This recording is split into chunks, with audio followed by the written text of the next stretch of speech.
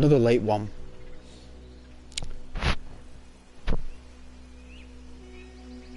Oh, the music of Guamas. Oh man, this is so cool. You see, this is what I really enjoy. This is what I really enjoy about Rockstar games, is the music. And I'll always enjoy the music. I think they have the best. A lot of LA Noir composers here, I believe. Or at least I can detect.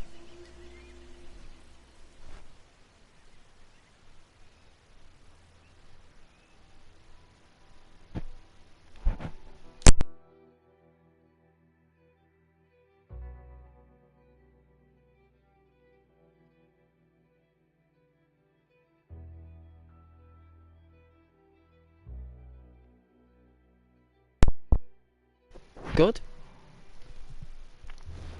Good, I say.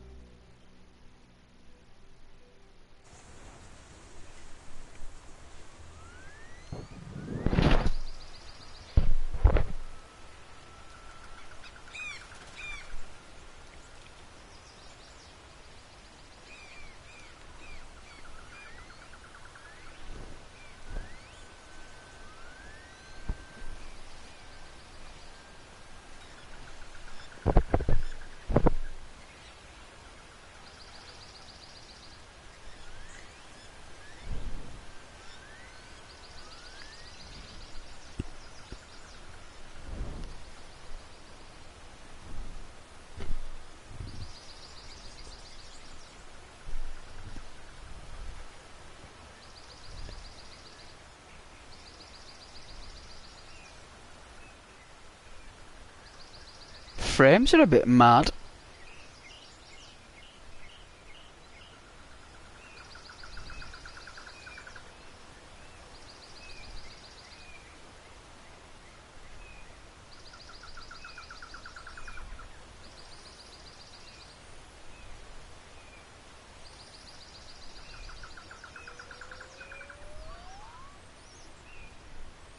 Very odd frame rate. I don't know if that's the Pro or whether that's Guama. I don't actually know. Oh yes, Caden. Hello, yes. Thank you for the attention to detail with the community post. I like it. I didn't expect anyone to react to that. That's just there to, like, if anyone's bored, they can read that. You know? And as well, if the channel does make it at least a little bit, at least we've got a signature trail of times gone by and what Ghost has been up to. Did you get... Well, wow. Well, I'm glad you did. Glad you did. Ah, yes. You wanted to know why I decided to change the moderation. Yeah? Alright then, Caden. I'll tell you why. You're a good guy, Caden. And you're very loyal to the channel. Right? And the truth is, I had multiple complaints about some of the crazy comments that I didn't mind. Right? I didn't mind because I think you're an awesome person. And why it happened, I don't know. Why they said, I can't remember the names of the people. I have took a screenshot, but I'm unable to say who. Right? But I had about 7 of, like, people just, like, saying, like, random comments and timeouts and stuff. And I don't know, man. I just thought, like, you should be the moderator when the channel is big, Caden. I think that as the channel's so tiny and small, I think you're a bigger scope moderator. I think the channel's too tiny at the moment. Your eyes and ears are very sharp, and I think you're really good at a magnitude of comments. I think you'll be like a Gatling gun like that, at least keeping people in line. But as a tiny channel, I think you're an awesome moderator as well. And you are still my moderator. Charlotte is perfect for a tiny channel, right? And Charlotte, it's not because I made Charlie moderator, Caden, and replaced you. That's not the case, right? It's purely the reason why is because Charlie, right, is very quiet, and he doesn't really, or she, or the person doesn't really talk a lot on the chat. And for a tiny channel, that's perfect. But I think you are a moderator, kid, because you remember, if you look back when I mentioned about moderation, I said when the channel makes it.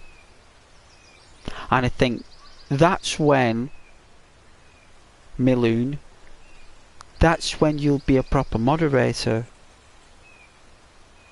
Does that make sense, kid? And you are still my moderator, it's just that the channel's too small. That's the reason why. And I wanted someone to do it who didn't care about the status. Like Charlie. He doesn't care about the status. He just cares about, like, making sure everyone's alright. Where you are more of a big time channel where you want that status and you want the ability to be able to influence people on the channel.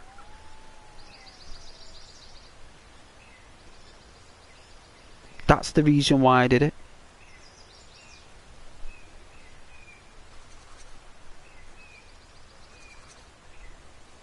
And I do hope that that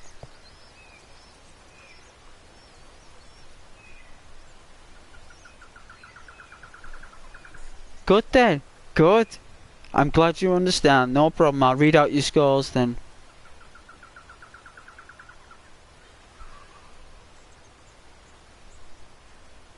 I'll wait till they're all typed.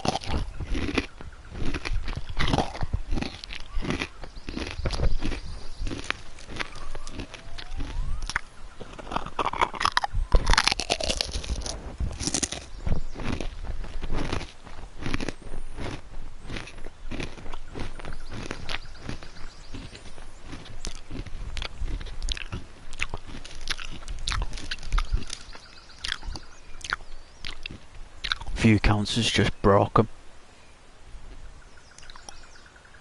Even my family members are watching, it doesn't even count them.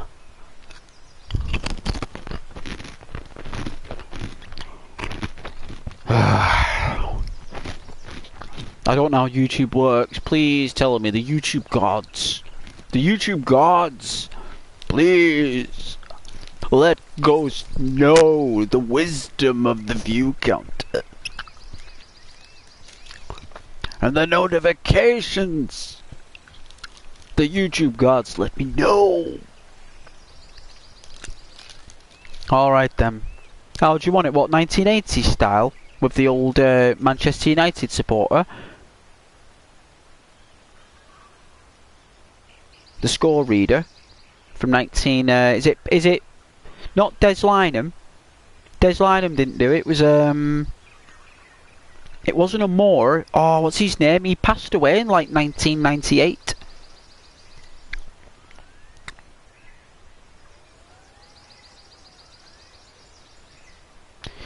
Is that the guy, Bill Kenwright? From the 80s, the guy with the really deep voice. What a...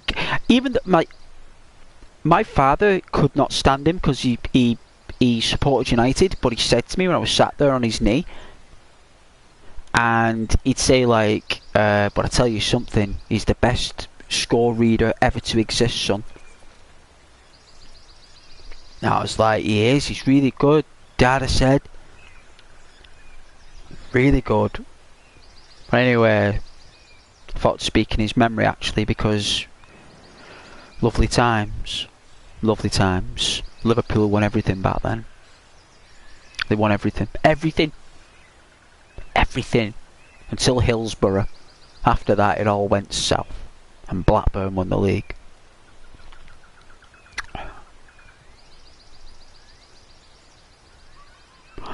No. I know, I heard. I think Ghost should do it. We've got our own little broadcasting station here. Alright, let's have a look here. Let me just recite this.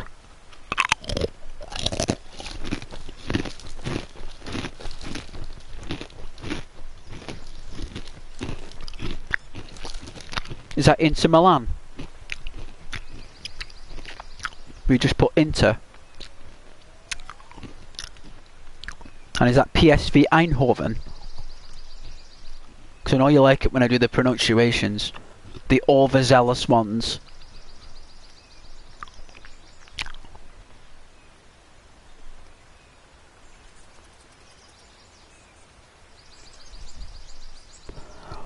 There's a guy before him. Caden. Well observed though. But there was a guy before him. Did it in the 70s.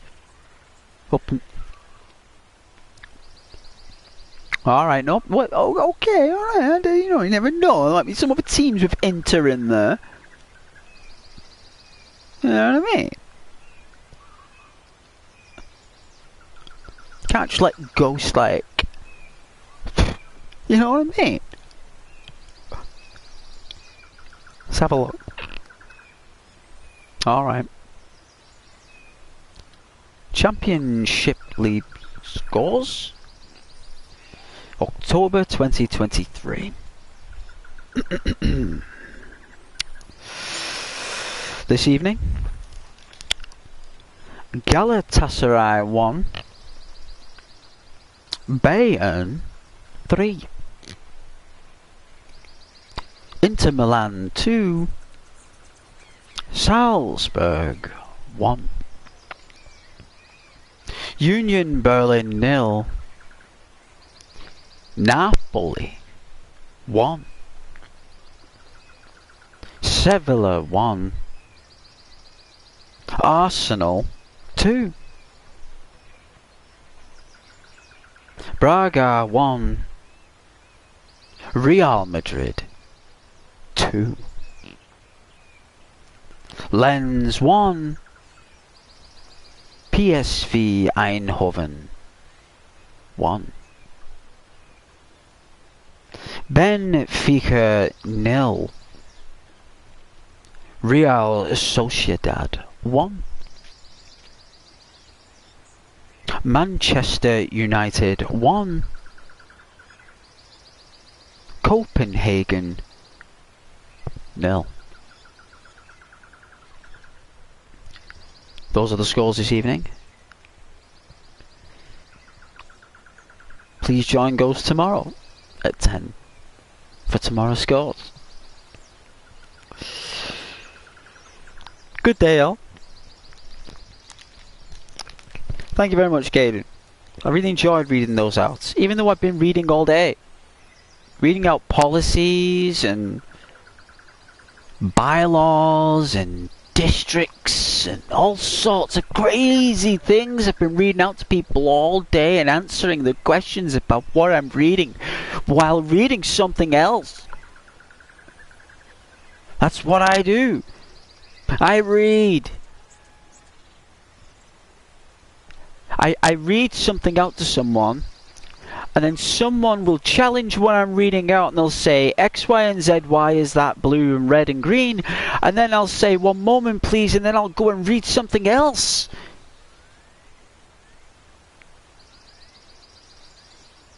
And then I'll go read something else, and then I'll read that something else, and then I'll read it, and that something else will say, you have to read something else, Ghost. And I'll say, oh dear, where is that something else? It's over there, Ghost. And I'll go, right, okay. So then I'll click there, and then I'll go read that.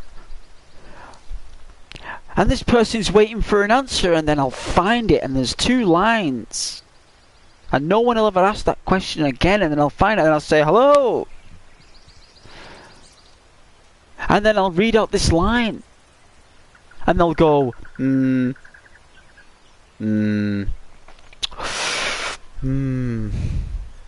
it goes on. So thank you, Caden. I really appreciated that. Thank you very much.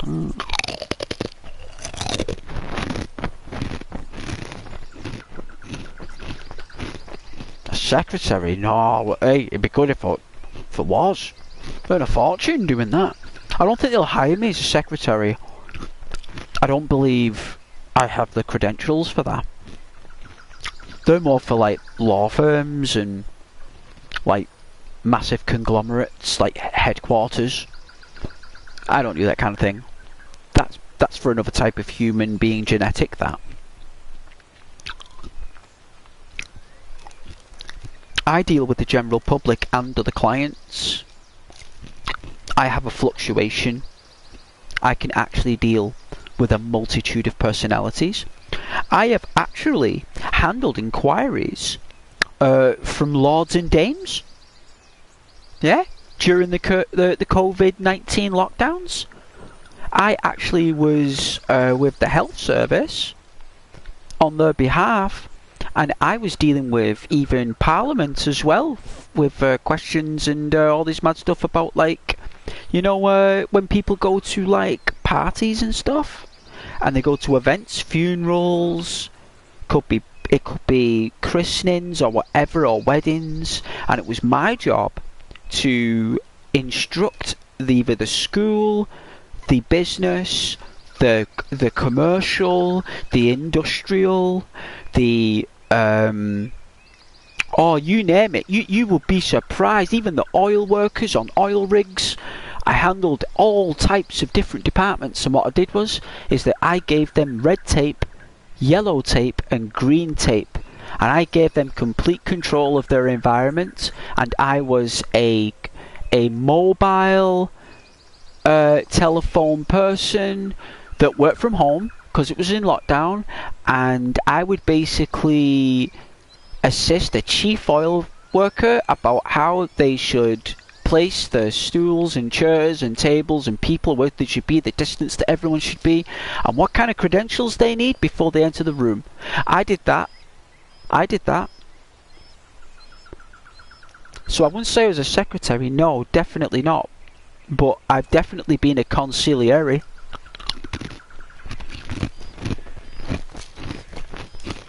He's not done too bad, your Ghost, you know.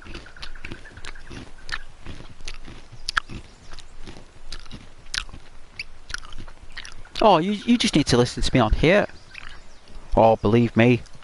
I had a corporate. I was basically helping this person, right?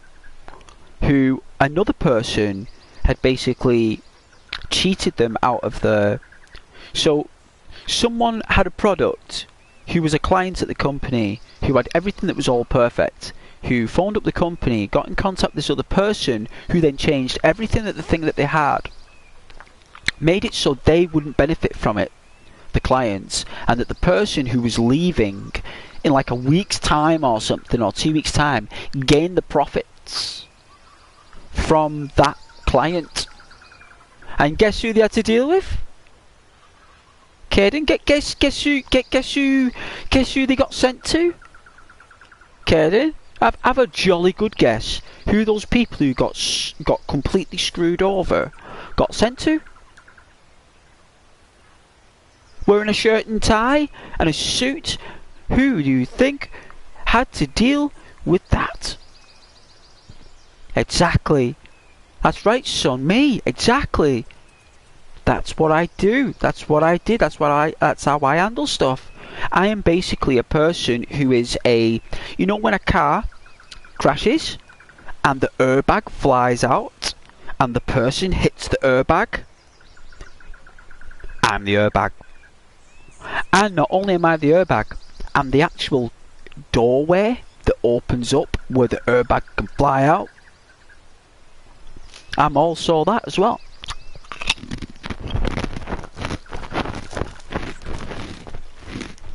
And I've got to put everything back, maintain the trust and company loyalty,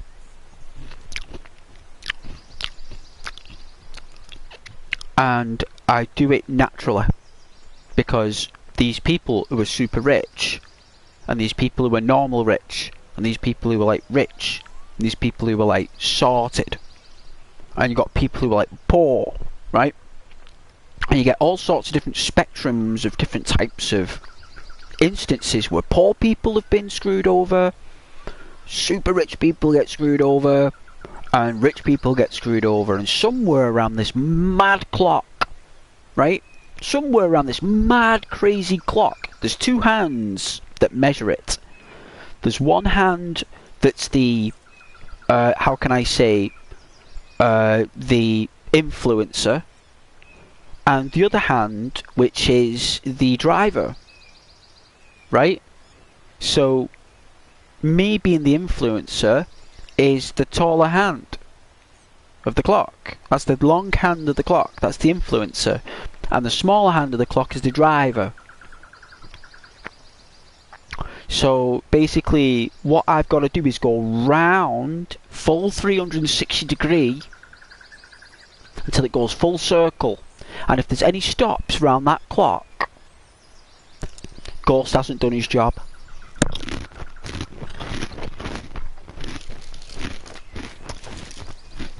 Hey Charlie!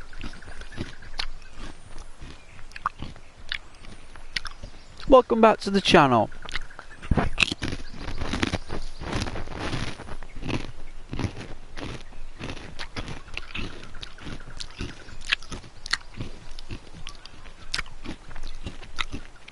Casper's the superior one, Caden. No doubt. Casper is definitely the superior one. Professional at reading, yes I am. I am, yeah. Got told off for it actually, for being too professional. I got to tone it down a bit, they said. I said I'll leave that for YouTube, sir. Very obedient, me at work, like. I'm always like, yes sir, yes ma'am. You know, if I get dragged into the office there by the head dame, or the head boss, I'm like, stood there and he'll say, sit down, yes sir. Stand up, yes sir. Get this, yes sir. You gotta see me like, it's just like obedience, anything. But you gotta be, you know, you gotta be, as a man, as a gentleman, you gotta be obedient as anyone. You can't be a wild animal, you're not like a wild lion. Let's see, by the way, I think Caden might be away to make a return. Well, let's hope that your twin brother comes back. Are you a secretary? No, no, definitely not. A consigliere. Caden Holt, so what company do I need to form? Well, all you need to do is go on YouTube. That's all you need to do, son. Casper, yeah, as I said, Casper, Metal Gear Triangle is getting a remake. What? Metal Gear Solid?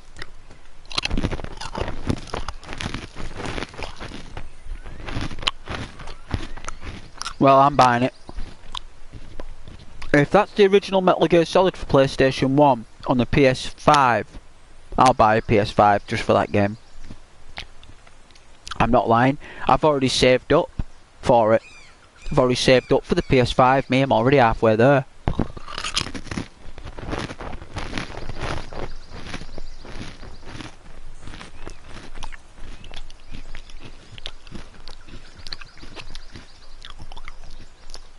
Is that what it's called?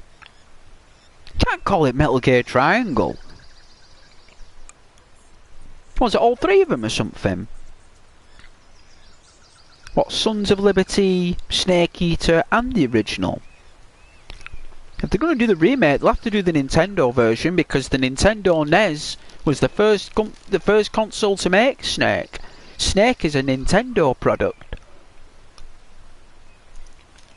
Nintendo sold Snake to Sony.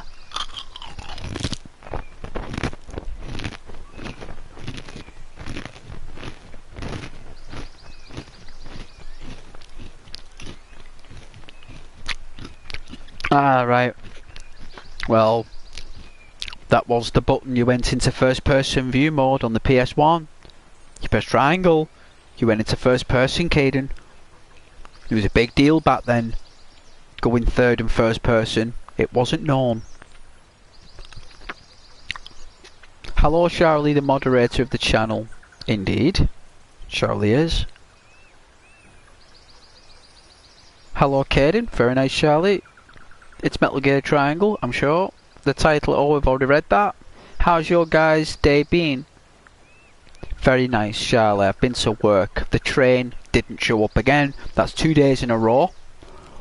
I didn't get angry though. And I didn't get frustrated. And I didn't really mind.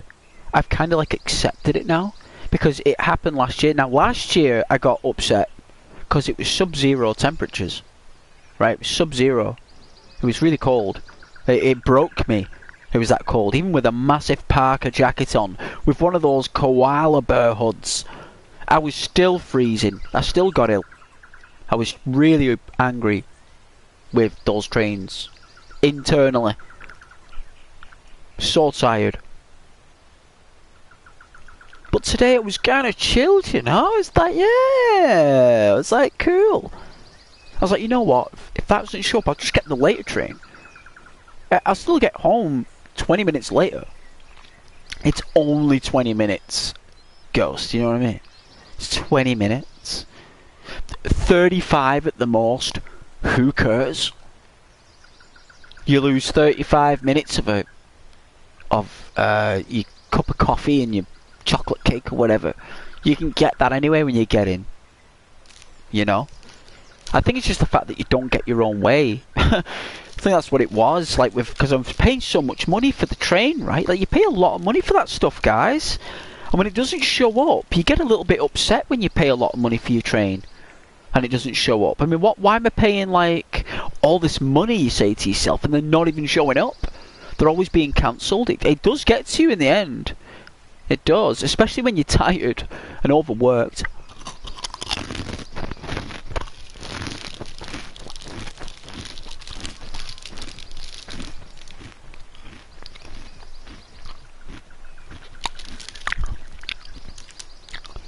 Thomas should be there on the stream now. Do you see the do you see the thing? Is my thumbnail on there? The old thumbnail I drew on the tablet. Is it like a cat? Do you see a cat that I coloured in with many, many colours? It was a competition drawing. Oh, I thought you meant the cat, because that is Thomas the cat. The one that bit me. Oh, you're playing State Decay 2, chat? Oh, I'd love to play that with you, Charlie.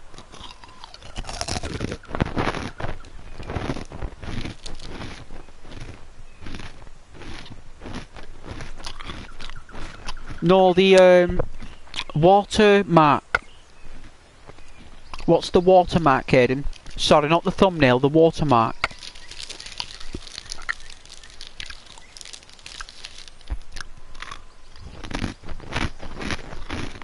Please tell me my watermark's on there. Please.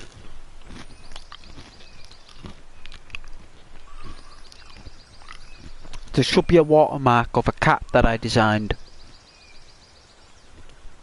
Yeah, in case anyone tries to take the content from the channel, there's a watermark of a cat. I drew a cat, it should be there for you. Don't tell me it's not there.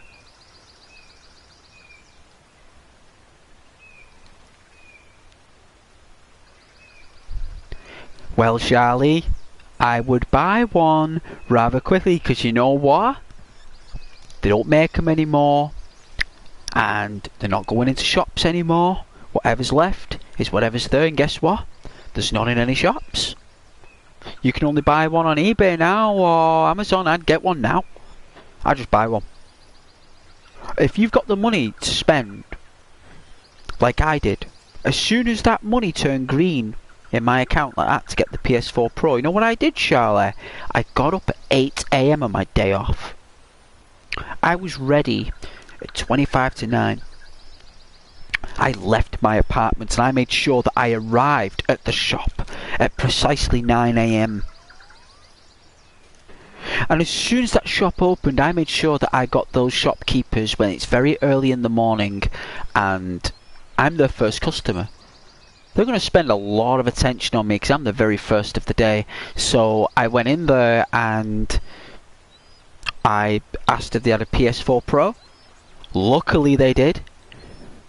Basically, new other, the condition, new in brackets other. It had been opened and played with maybe once or twice. This person sold it. Guess how much I paid for it? £180. And 49 pence. For some reason. And I got it. And there's no games with it. It was nearly 200 quid. With no games. And I think I bought Grand Theft Auto. Which, by the way, is still a lot of money. If you go into a shop and say, can I have Grand Theft Auto 5 brand new please? It's sealed in the box. Do you know it's still expensive? It's not like you can get it for like 12 quid or something. Or you can get it for like 15 quid. Like Grand Theft Auto 5 is still nearly 40 quid. Absolutely bonkers. I said, that game's been out for nearly like 10 years. You can't put that up for 40 quid. He was like, yeah, it is. I was like, wow. Luckily when I got home, I actually had a copy anyway.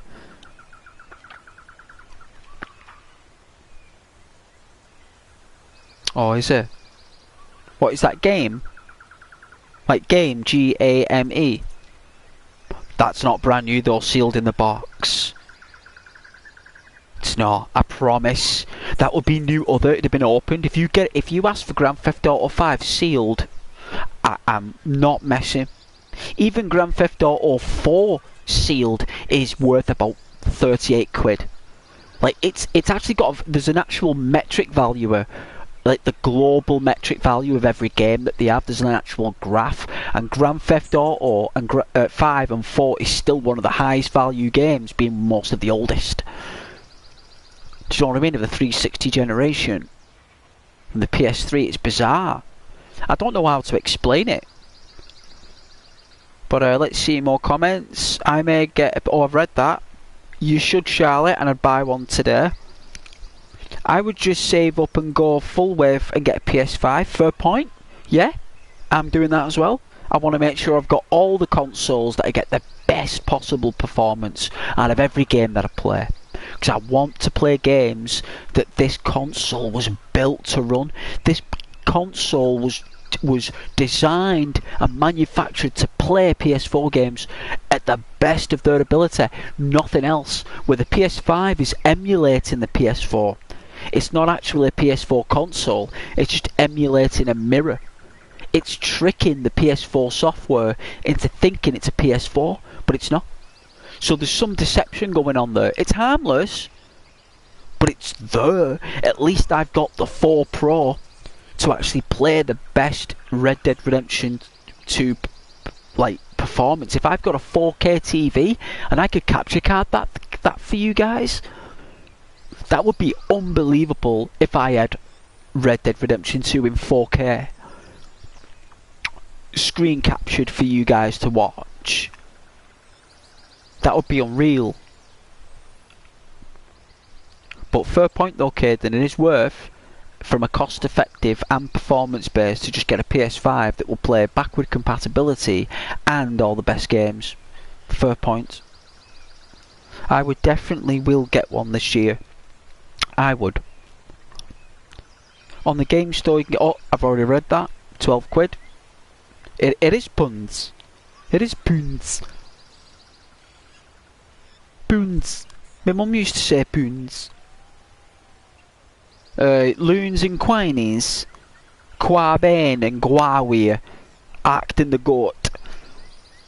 Oh, gawa. Oh, fitway. Ah, wailing. Ah, wailing. That's what my mum used to say a lot, Caden. Ah, wailing. Bizarre, bizarre Scottish language. Just the dialect was just all over the place. But it was entertaining though. Game Store is digital there. Ah, well there you go. If you want it sealed, you're going to pay a heavy buck for Grand Theft Auto 5. It's still worth a bomb. It's still worth a fortune. That game's not coming down in price. Well, your mother is from Aberdeen, so that makes sense, yeah. Well, even more northern than that. Aberdeen's just the closest major city. She's a little bit more north. My mother is in heaven. I don't want to give away my mother's location, where she was from. I'll leave that with her. She was very private, my mum, so I'm going to respect her wishes and not let anyone know where she was actually from precisely, but Aberdeen is definitely close enough. She took me there many times, so... Anyway, we're in Guam. Lovely catching up with you guys there on the chat. Took me 37 minutes to actually talk to 2 people. I wonder how long it'll take me to talk to about 50 people. It'll take me all night. I wouldn't know what to do. But yes, we're in Guam. We finally got there. The frame rate's bizarre. I don't know what's going on with Arthur's frame rate here.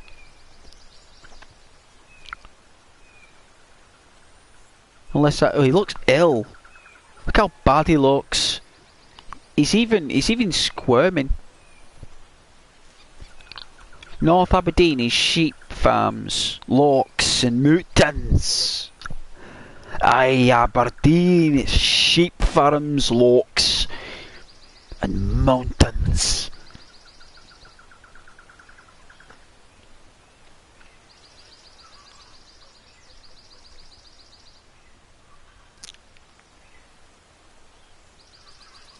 She did mention that place though. She did mention those 2 places a lot, but no, oh, I'd rather let it. She's in heaven, man. Please don't care, did it? It's me mum now. She was lovely. I'm not going to be able to see her this Halloween or Christmas. Oh, you're terrible. You're like a Cupid's arrow, you. Caden, you're a Cupid's arrow. Charlie, GTA 5 Premium Edition is $39.98.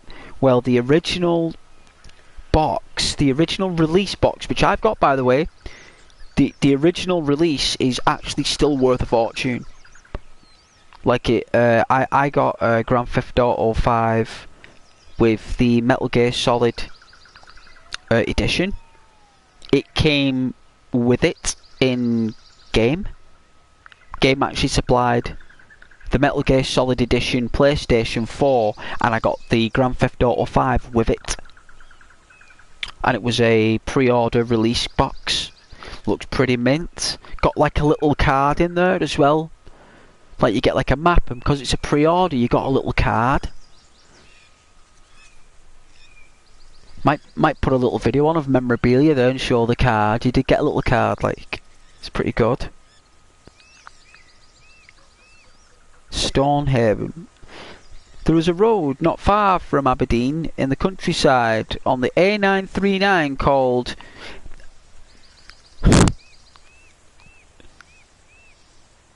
Whoa, I thought Arthur freaked out there. It was the camera. That looked pretty cool.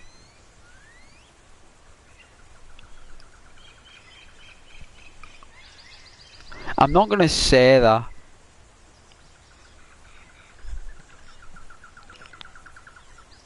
You know, Howard Stern used to do that on radio. Used to get presenters to say words that he wasn't allowed to say for him by using a game show as a way to do it. It was like a technicality, like. Well, I'm not saying it.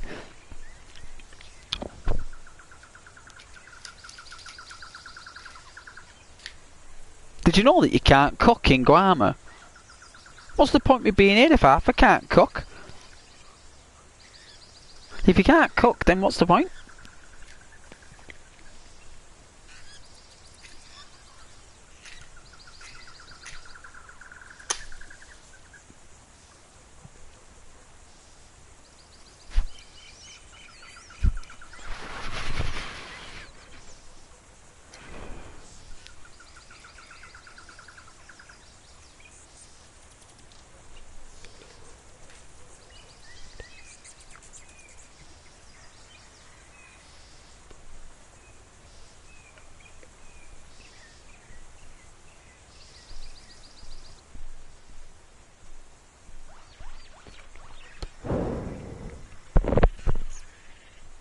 Not saying what?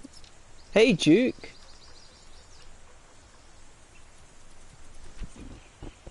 I suppose he is, yeah. Dutch won't let him sleep with any women. Dutch is controlling who he sleeps with now.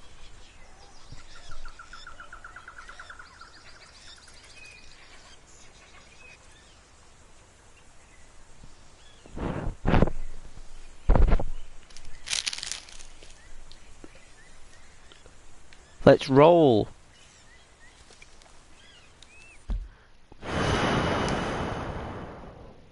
Alright, so we can't go very far, right? You can't go this way. It stops you from going here.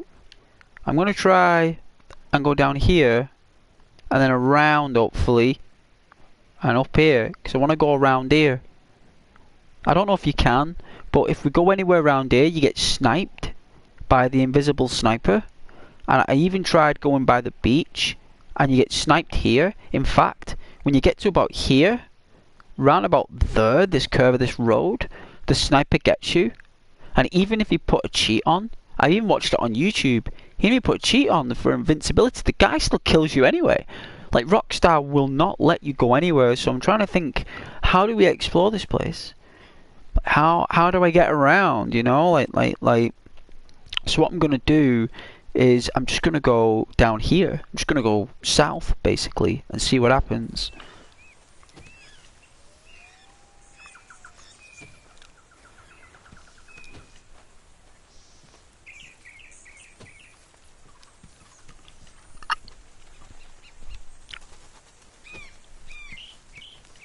I've got the weekend off, found out today, and all the shift rotations are changing, which means that streaming will have to change, which is very unfortunate because I've gotten comfortable here doing my streams, like finishing work at like 6 o'clock, having everything structured and timed. Now everything's going to change. Well, I've not had a day off yet, like phoned in. My attendance is 100%.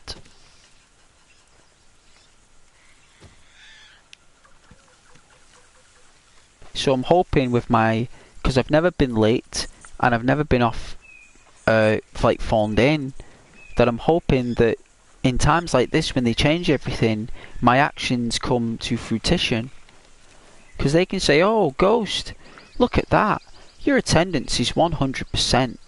And you have never been late once. Wow. What is your request, Ghost? What would you like to work?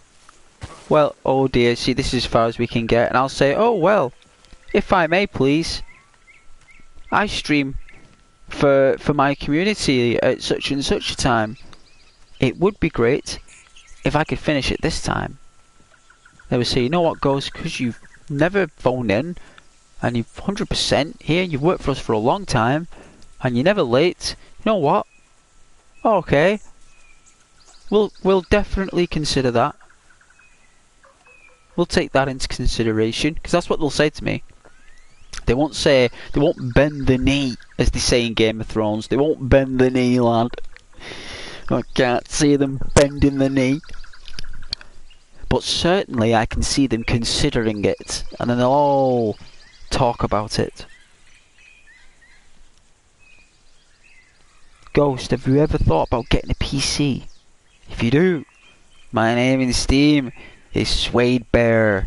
Well, I love suede jackets, and I definitely love bears. You know what? I'm gonna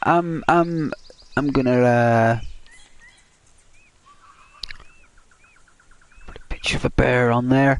I've got a suede jacket, Charlie, that like, it's very difficult to get away with wearing suede. It's normally quite a delicate line where a gentleman wears suede. Like, you can only wear suede if you can get away with it. And you know what? I've got this suede jacket, right? And it's like a dark brown, right? It's a real dark brown. It's got all the leathery suede, like all the stringy suede, right? The threads and the finishes of it, and the little stitches, the stitching, right?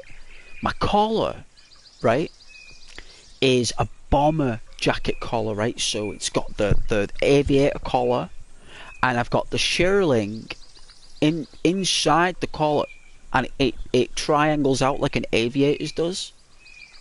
It's a full zip closure, right? And when I wear that jacket, yeah, it's like I'm wearing body armor.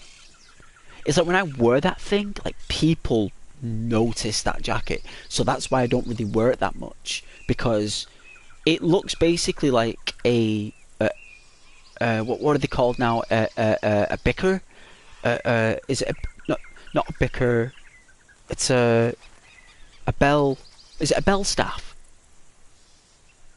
A bell staff. Brown suede bomber jacket. It's a bell staff. That's what it's called.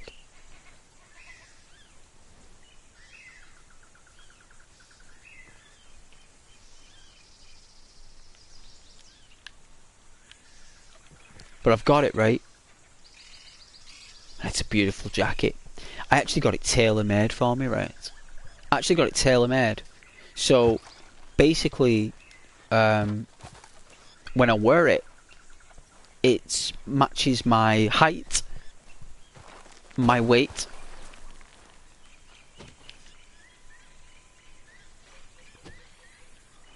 everything.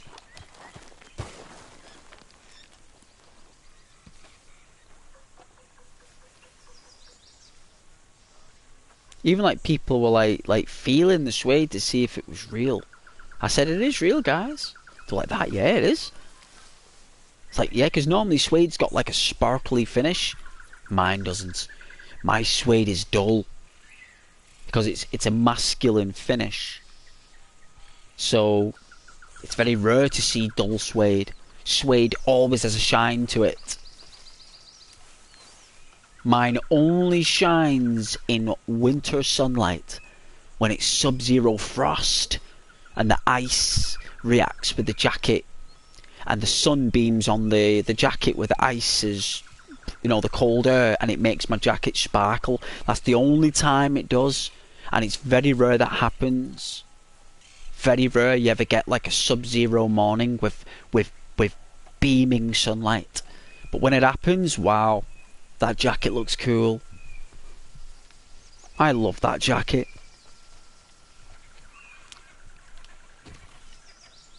Love that jacket.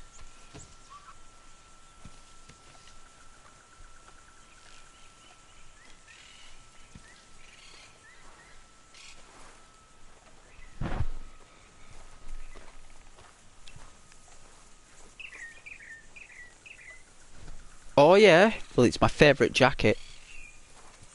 I'm a leather jacket guy, me, Charlie. I am a leather jacket guy.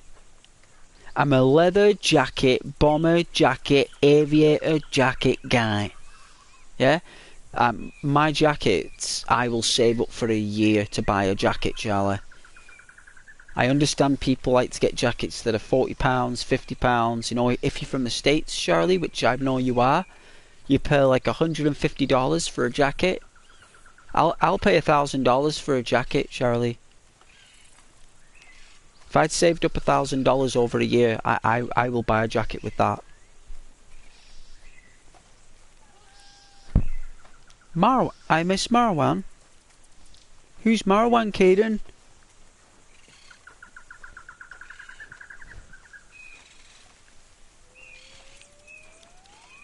I think you said this the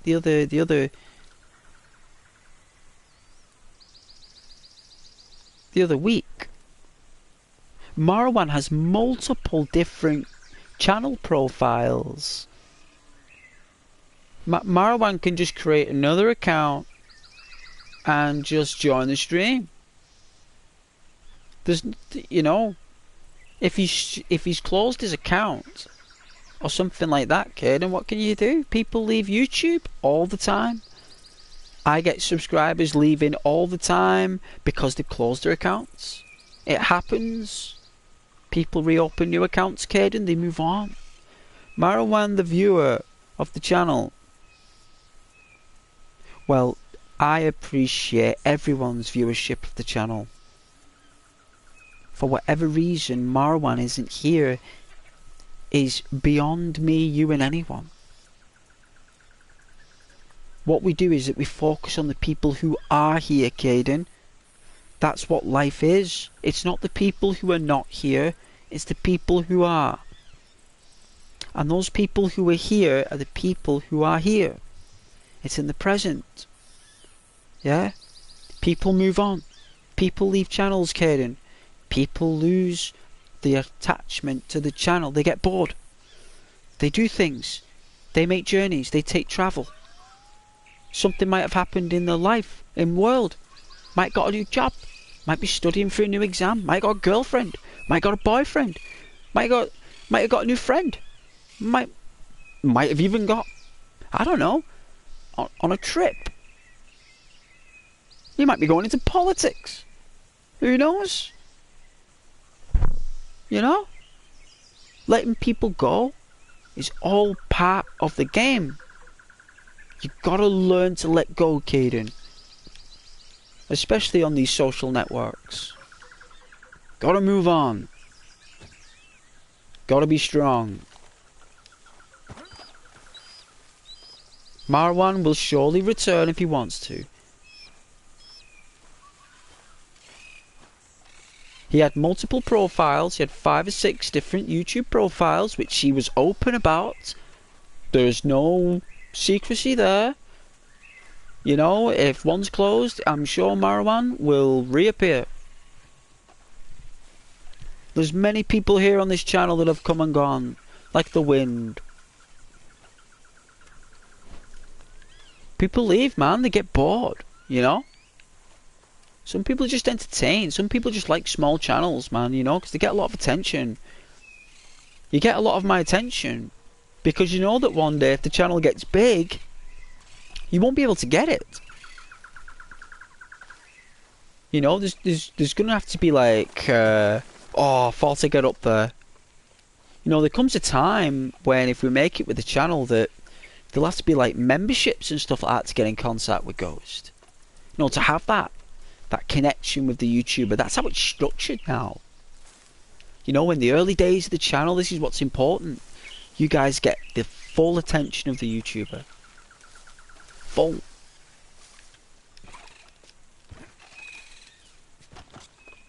You know that I value your viewership. Yeah? You guys know it. I spend time with you. I talk to you. Who else has spoke to you the same way I have? Who else has give you the answers of your crazy questions that sound like come out of the Guinness Book of Records? Who else has laughed it all off and took all the grief? Who's the guy that's remained calm and lovely on the YouTube and laughed at everything and laughed everything off and protected all of you and made sure all of you were in a safe YouTube channel with no one putting hocus pocus madness in the chat with some kind of derogatorial finish? I've never let anybody come into that situation. I've been an awesome YouTuber and I'll continue to be so.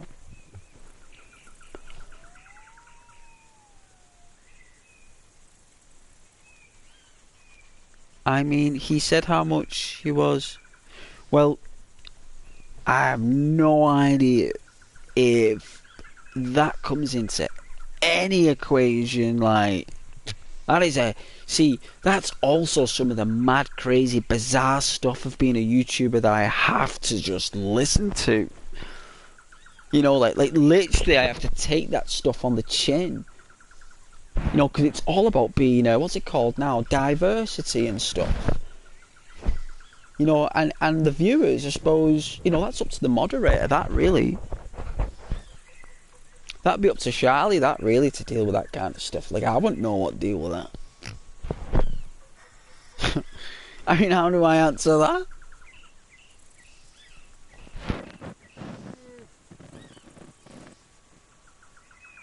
I don't know. Well, I don't even know about that. I'm trying to remember. It's likely he's been moderated, Caden. If his channel's still around and he's still, I mean, I don't know why it's so important about the conversation. Like, I don't really know why you miss someone so much. Well, is he your friend, like? He doesn't come back because he thinks that Ghost hits somebody up right. Does a... Oh, well... See, and probably that's for the best then that he isn't here, because if someone has that mindset on a channel, that's... Well, there you go then. If that's his mind, if that's someone's mindset, how in God's green earth am I going to even want to handle that? That's not something I chase. That's actually hatery is a powerful word.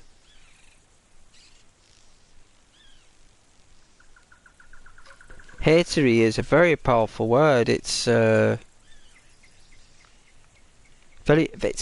nasty stuff. You see, it's going very dark, you know, and people start to get a little bit, as the channel grows,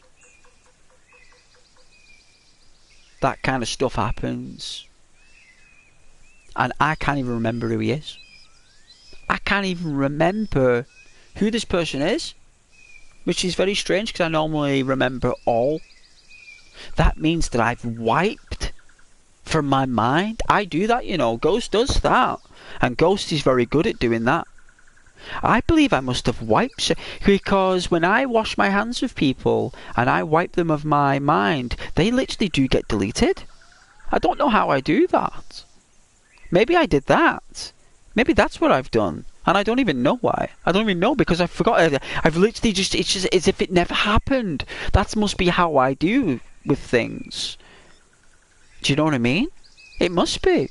Because I don't recall who anyone is. I only recall the people I know who are here with me now. That's who I remember. Is the people who are very lovely on the channel and very polite to each and every one, and to the YouTuber, and to the game. You know, to degrees, unless the game's rubbish. But, yeah, no idea.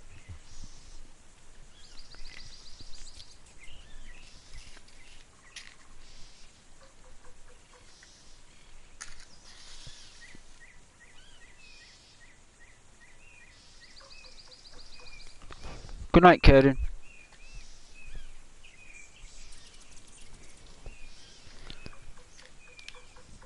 Bizarre. Youngsters these days, huh? Youngsters.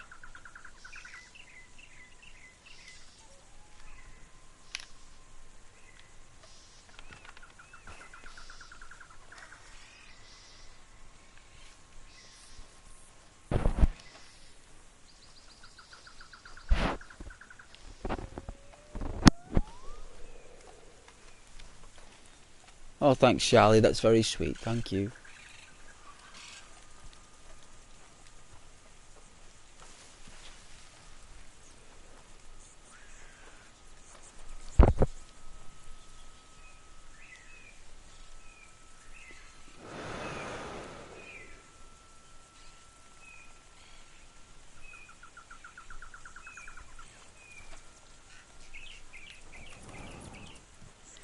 At least we can walk all the way down there. At least we got a little path here we can walk down. Let's ASMR this.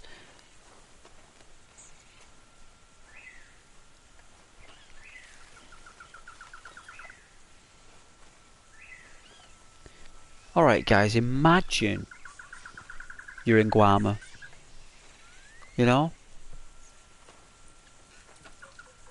It's like you're on holiday, you know? Like the sound of the tropical birds and everything, all the parrots.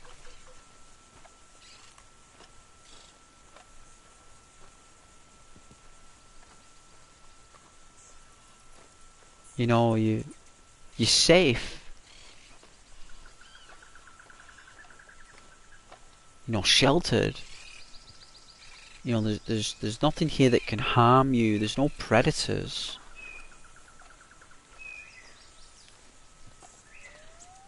Just you and God's green earth in paradise, really.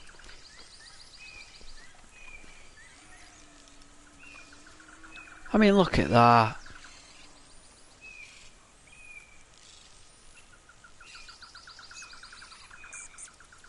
How beautiful this planet is.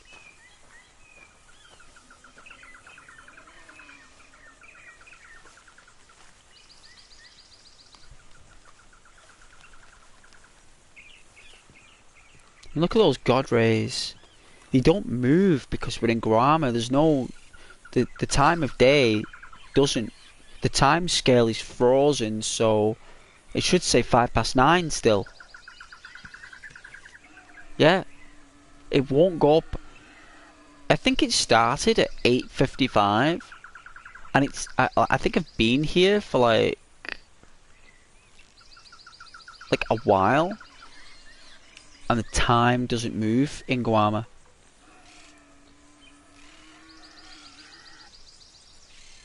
And it's strange how time changes in Rockstar Universe planets. The time changes.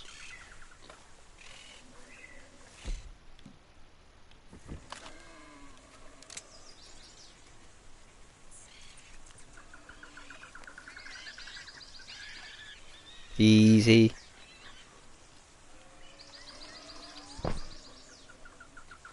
Oh yeah, the cat game. Oh, you told me to play that. Tell you what, right? Let me know if you can still hear me in the chat when I go on the menu. Can you still hear me when the screen is blue, Charlie?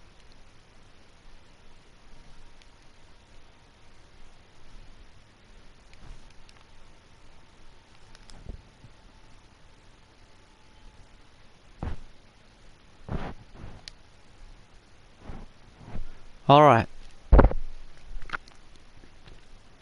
I'm on the store now.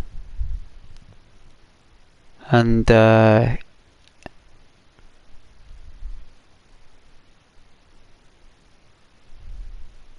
let's see if it's part of the thing. So go on search. Stray. Oh yeah, the cat.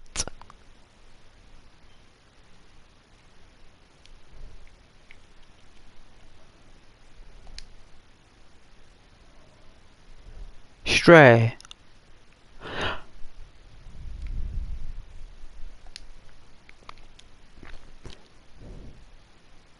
Lost. Alone.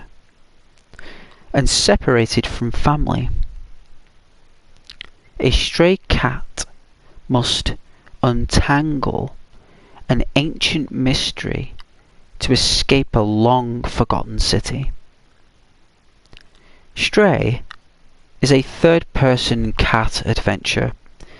It's a game set amidst the detailed neon-lit the alleyways of a decaying cyber city and the murky environments of its seedy underbelly. Roam surroundings high and low, defend against unforeseen threats, and solve the mysteries of this unwelcoming place inhabited by curious droids and dangerous creatures.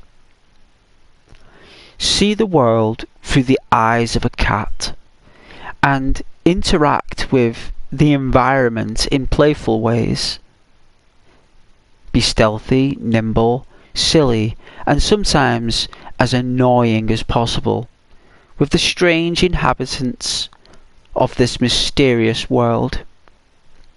Along the way, the cat befriends a small flying drone, known only as B12.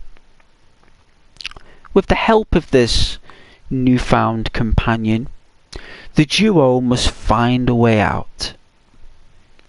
Stray is developed by Blue 12 Studio, a small team from the south of France, mostly made up of cats and a handful of humans. Well, it looks beautiful, Charlie, and I believe the description of the game is very delightful. And going on the screenshots,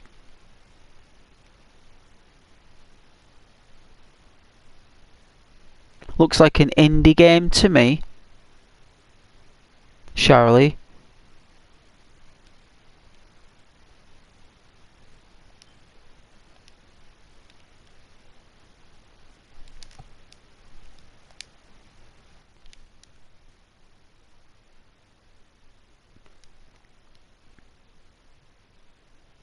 Definitely feels like an indie game.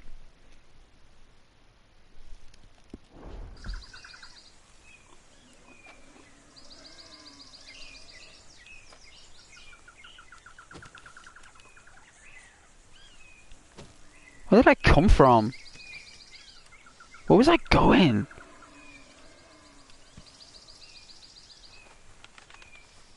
I remember the God rays came in from the right.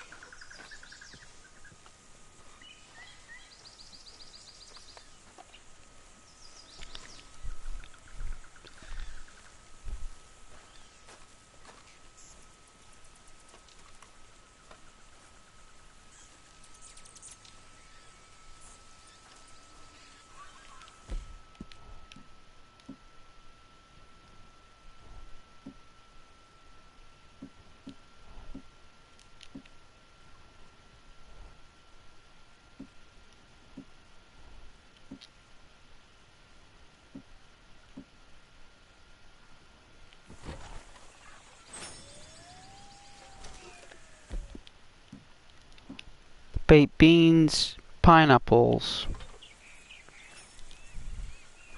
There we go.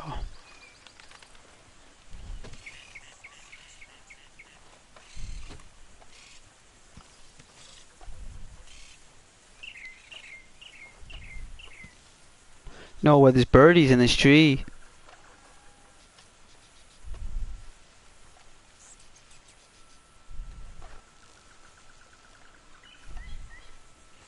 When you're John Marsden though, there's loads of... I think the season's different. Is it when you like your John Marsden, it's like more like springtime, isn't it? Isn't it like a bit, because it's isn't it May, end of May when you're Arthur, and I think when you play as John it's like, is it early April? Like April 2nd or something.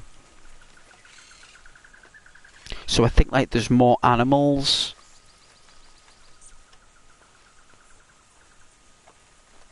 It's either that or it's in the August. But because I think it does the months when John's doing it. I don't think it goes like chapters. I think it's like each month goes by, each chapter.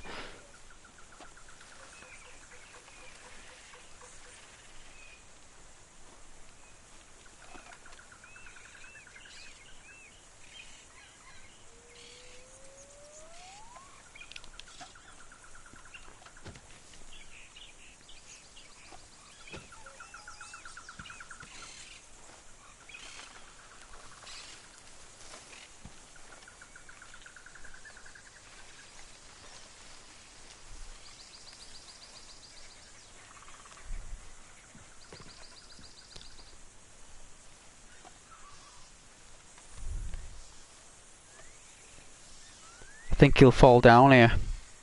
I don't think the game will let me up there. I think they put a light, yeah. They have as well. They don't even let you jump up on the walls, look.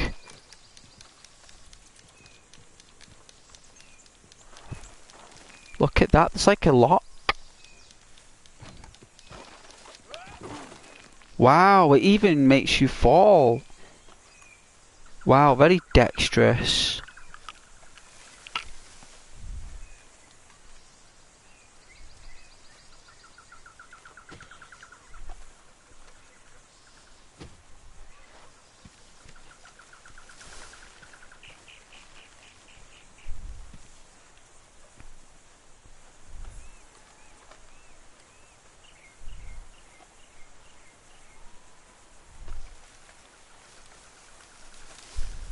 Oh, it's a bridge.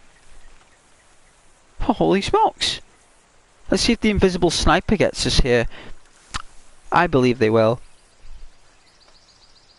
I think she will. Oh yeah.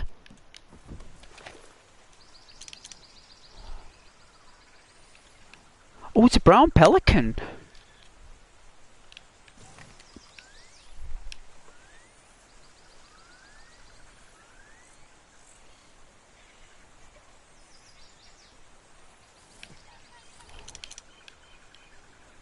Ah, they're all brown pelicans.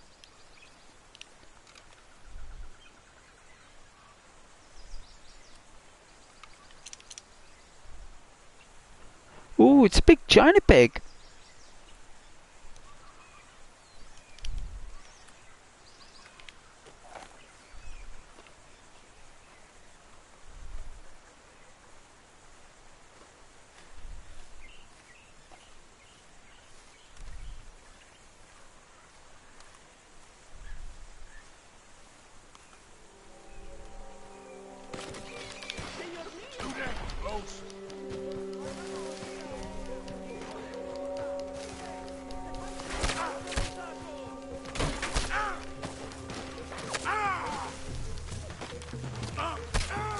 Are they shooting me through the trees?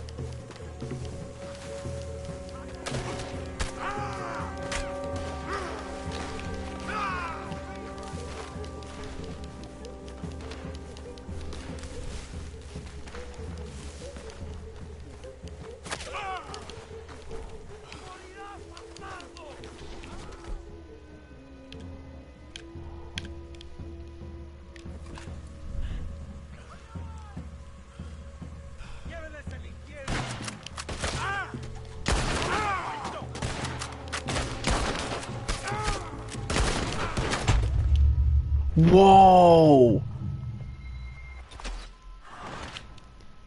So I can't go there, so you're restricted in Guam. You can't really go anywhere.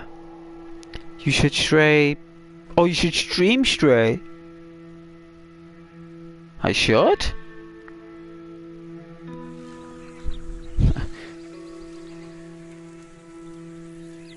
I don't know, man.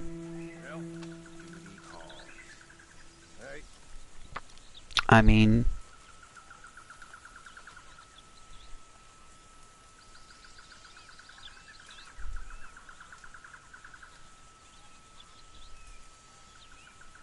there's going to be other channels that are doing that, right? Some other channels smash that. All the people who love stuff like that have already watched it and done it. If I was going to stream Stray, it would be for my community, like, 'cause that's who I stream for. It's not, I don't stream for what I think everyone else wants to watch. I stream what my community wants me to watch. So if my community wants me to watch Stray, and forgive me, stream Stray, then that's a request.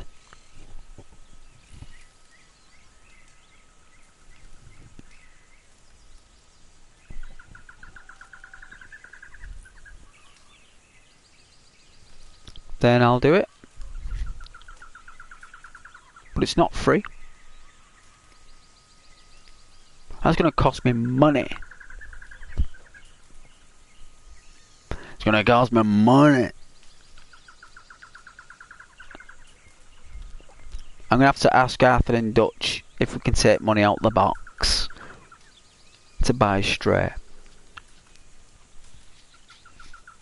I'm sure they won't mind.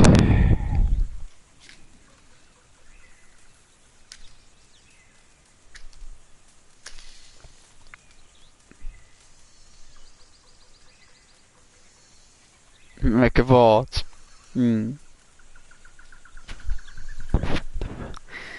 I would do if the channel was a bit bigger, like, and we had a lot more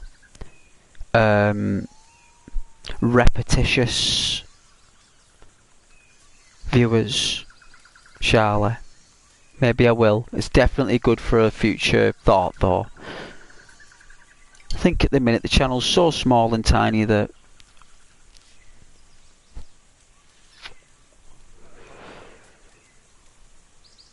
people just be happy just for the fact that we're all there, right?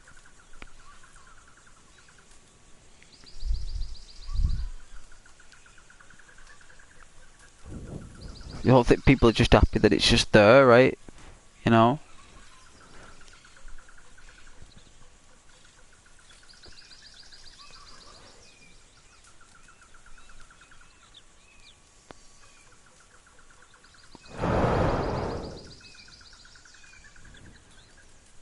There's no scary games.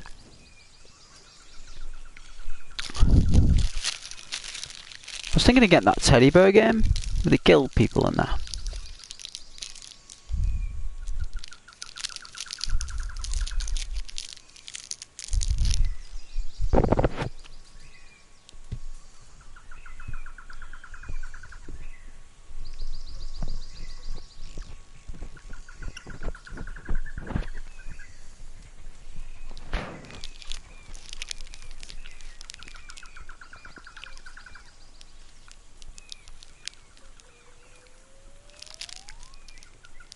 Oh, chocolate whisper's nice.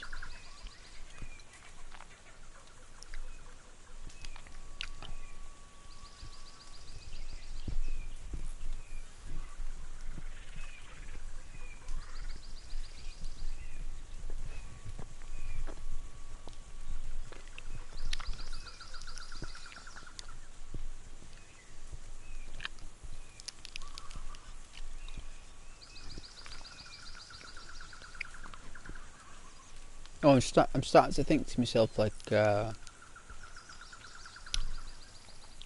game takes up a lot of your energy and juice, doesn't it, Charlie? Red Dead. It takes up a lot of your comprehension.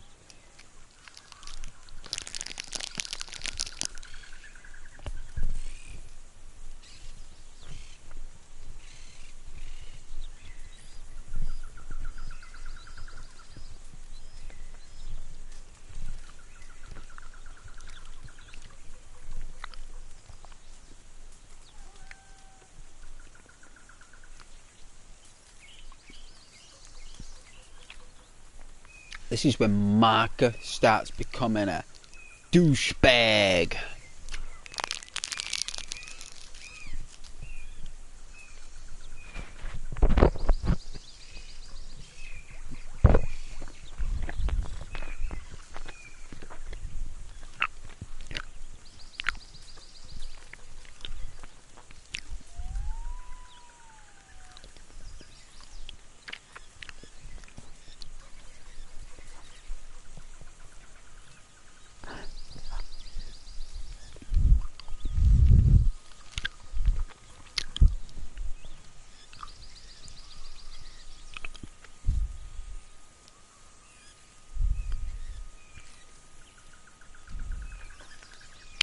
I'm proper wiped out, me, Shirley.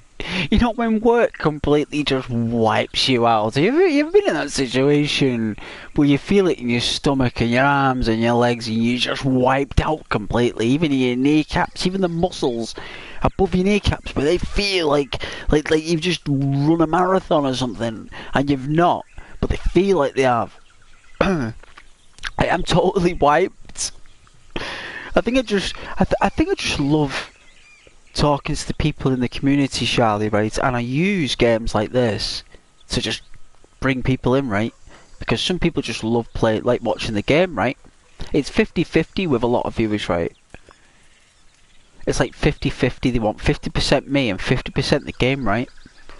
But I like to just talk to my viewers, right?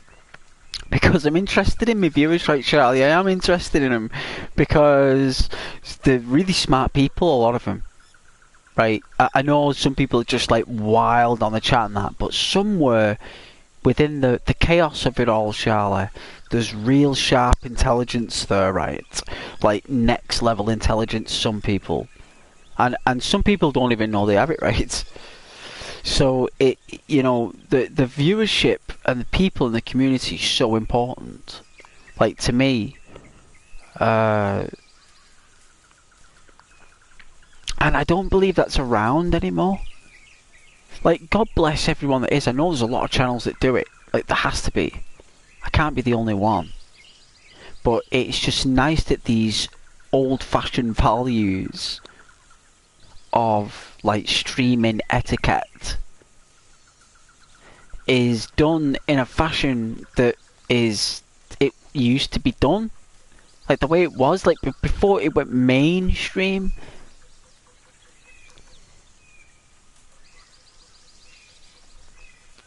You know, because a lot of people just don't communicate with the comments, do they? They just play the game.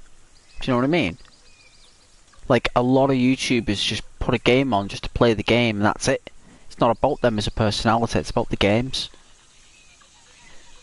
When YouTube really is about just streaming games, but you can also have like that YouTube personality as well. You know.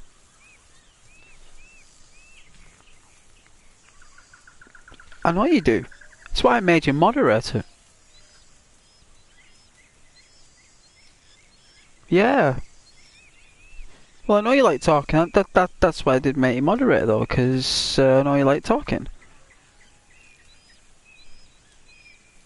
But you don't talk much, and it's perfect for a small, tiny channel. And I am hoping that if the channel does get bigger, that you'll grow with it, and then be able to, but if ever channels get really busy, there has to be at least 2. Because, the reason why I did make you moderator as well is because you're in the USA, which means that if I ever do any late night streams as well, if I'm got on holidays at work and I'm streaming to like 3 AM or 4 AM, I know you'll be up. When people from the UK be in bed, they're not going to stay up and moderate the stream and they're knackered. I'm going to need someone who's like at least a few hours behind, or at least forward, where, so that was another reason. So it's all the dots, you see, it's all the dots.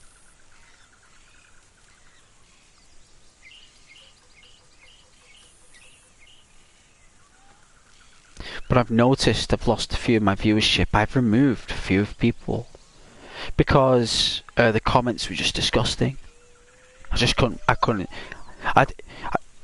I'd rather have just a small amount of people who were really lovely, Charlie, than like all these people, Johnny, who were just like filth.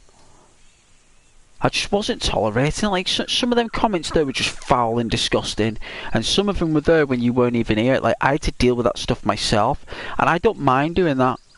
But I'm just like, oh man, it's like. But the thing is, it's like a lot of people on these channels, Charlotte, they let people speak like that on the channel because they get views.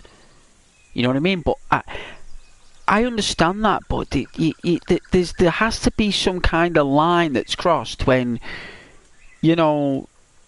people start talking trash on my channel, like language that it's not like swear words or anything. It's nothing like that. It's the nature of the conversation and their actual meaning. And like they think I'm stupid. Charlie, they think I'm stupid. They think I don't know, and they think that I was born yesterday. Like, these people think I am stupid, that I don't know what they really mean. And I don't understand why people think that. And I'd rather have, like, a quieter stream with less of that crazy rubbish.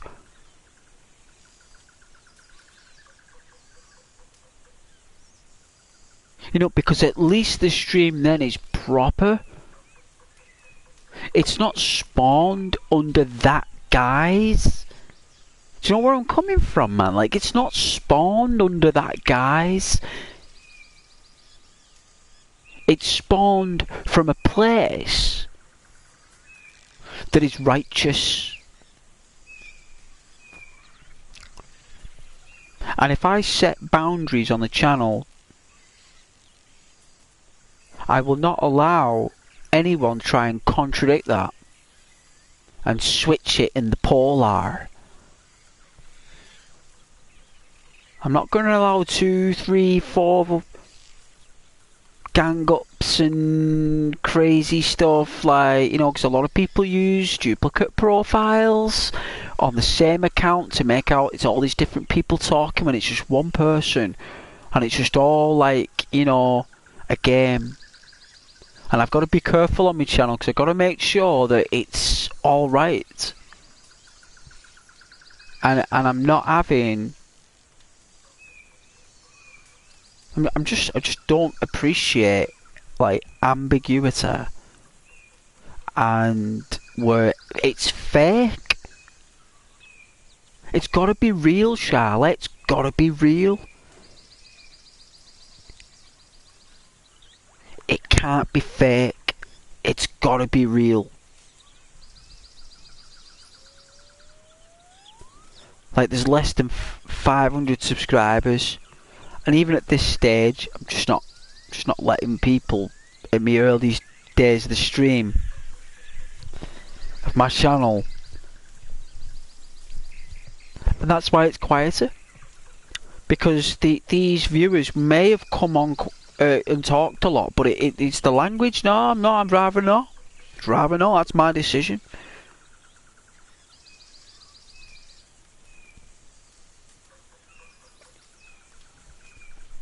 I know, but no one will say that I'm stupid, Charlie, but it's like, you know, they think you're stupid. They must think I'm stupid.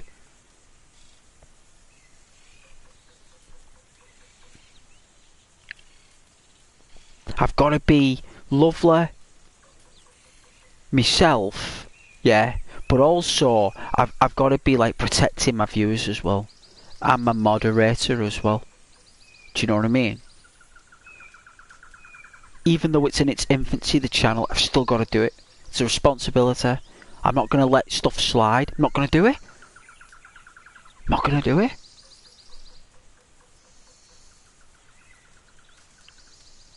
You know, YouTube won't let things slide. Right? Charlie, YouTube won't let things slide with me. We can't let things slide neither. It's got to be real. It's got to be real. It's got to be true. It's got to be real. It's got to be true.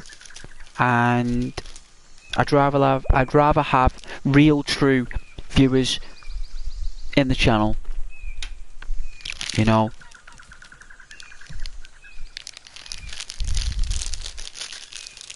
Let's eat some crisps anyway. Are you timing out for a year, Charlie? You time him out for a year.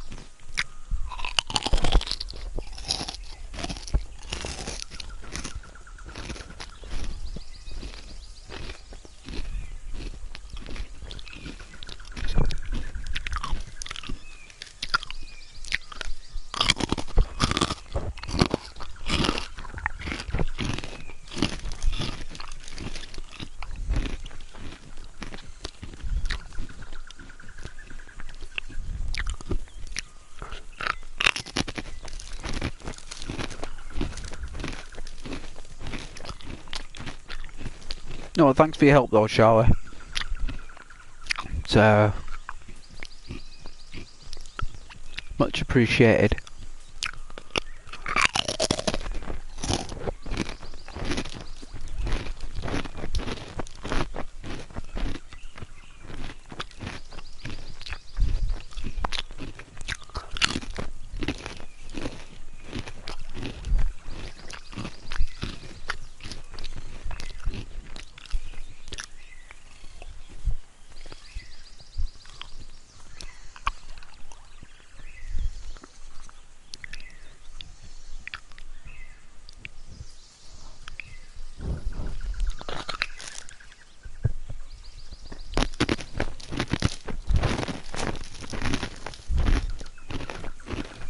Hmm.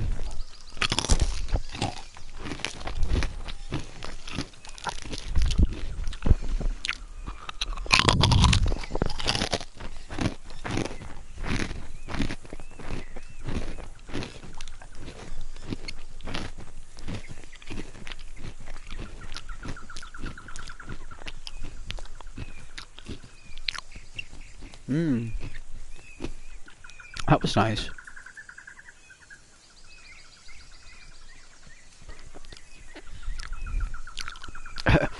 I know. Came in to work today, and you've got to be seated. You know where you're working, and they sat me next to probably one of the most hottest females I've ever seen who works there. Like, looks like Wonder Woman. She does, like a goddess. I was like, wow. This has never happened. This has never happened. Maybe the gods are shining upon Ghost once more. I mean, seated like these. Oh man, I was like, wow, this is gonna make my day so cool. I was like, for the first time ever, right, Charlie? Was like, I want today to drag. I want my shift to take as long as possible. I want it to be as long and as daunting and it's just lasts so long. But no, that wasn't the case. It flew by, Charlie. It flew by like a Star Trek Enterprise. It was gone. And now tomorrow I'll be seated next to the dude who doesn't shower. He's always going to the toilet. And I'll be like, no, why? Yesterday was that my day? But hopefully the gods will bless me tomorrow. And I shall be seated next to a dame. A fine dame. A Wonder Woman. I was today. I was.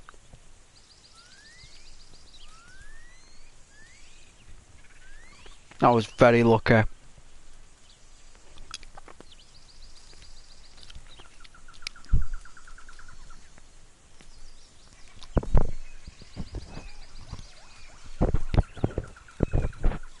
I've had a lot of lovely feedback from people from upstairs though, on the higher floors when I've had to talk to them. I've been helpful as well, so they've rewarded me there. They've let me sit next to one of the most beautiful women who's on the island. Everyone was like really like jealous as well.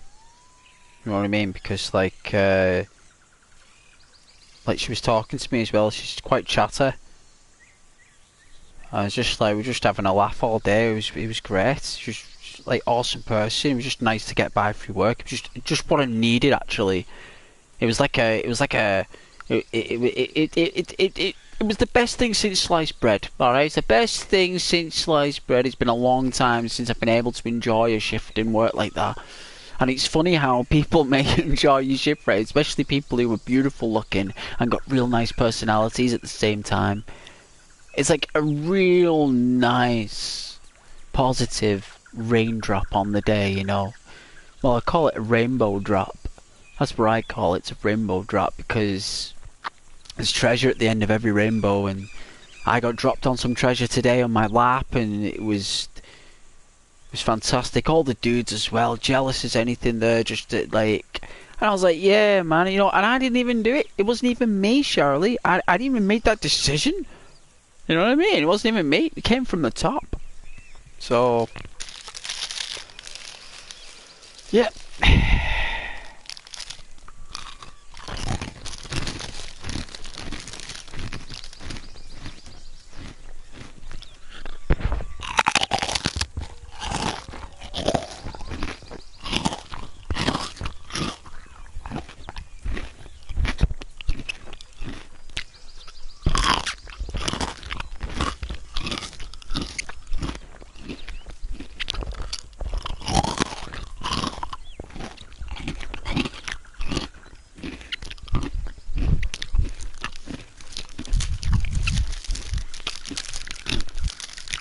Nice.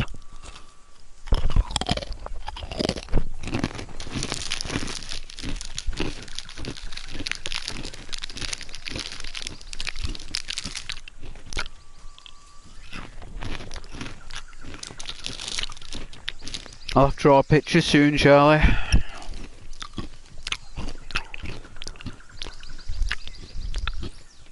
I'll have to draw a picture.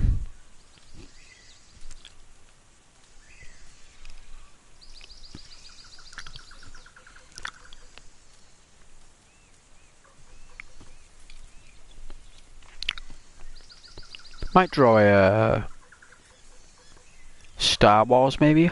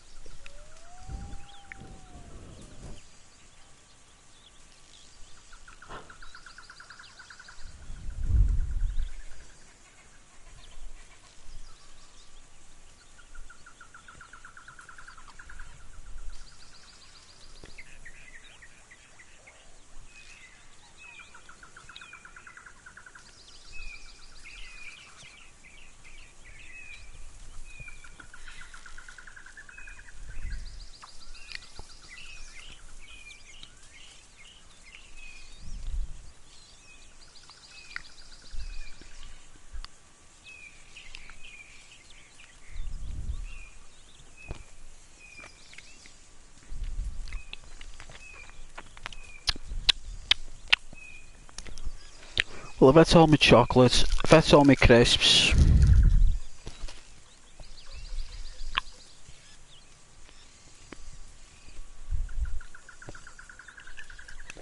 God, back in the old day, they'd be eating like oats and nuts, wouldn't I? And raisins and apricots, dried. Or I'd be eating fruit right now. I wouldn't be eating like chocolate and crisps. I'd be eating fruit, apples, pears, pomegranates. I would have been having like oats and raisins and almonds. Wow.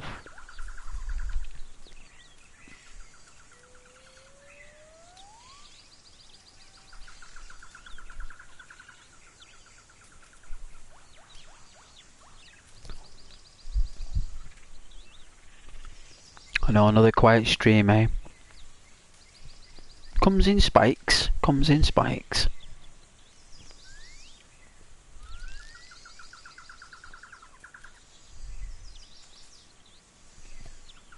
Halloween week though, very hectic.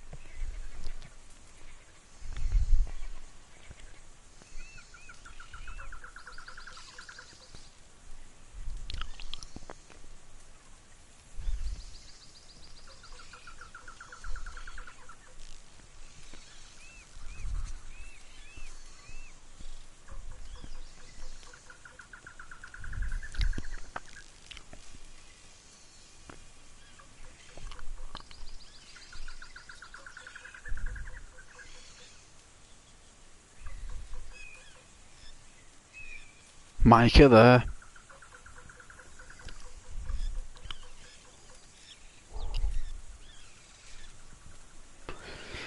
I know, I won't be lucky tomorrow though, Charlie. I'm sure it will all change tomorrow. I'll be back again in the I think I'm being reseated again tomorrow, actually. They only do it with me though. They don't do it with anyone else. I've noticed that. Probably because I'm awesome. You know what I mean? It's like this guy doesn't get to belong in one place. We shift him everywhere. Try and keep me messed up when I'm always so centered. Try and bounce me around like a pinball everywhere. But yet the ball is still the ball at the end of the day, no matter what. How many people hit the ball with the paddles in a pinball, how many bolts it hits, how many targets, it will always be a ball. It will always be the same ball. That's what I am. I'm one of them pinballs.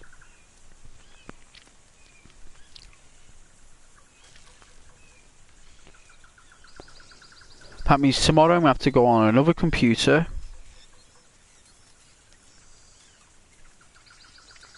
That's more different, like it's another 20 minutes doing all that madness.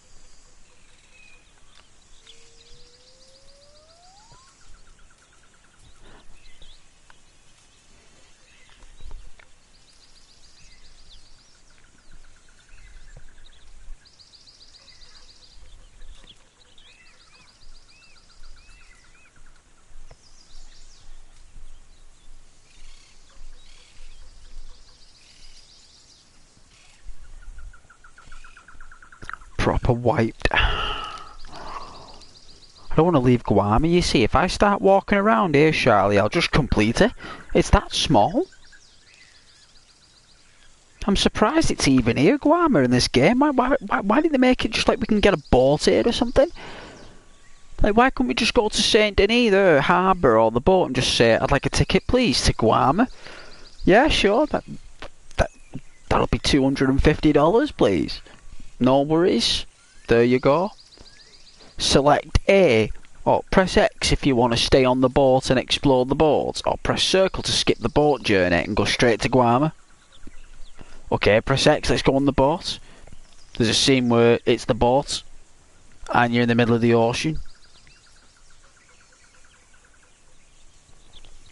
There might be a mission on the boat that you can do randomly.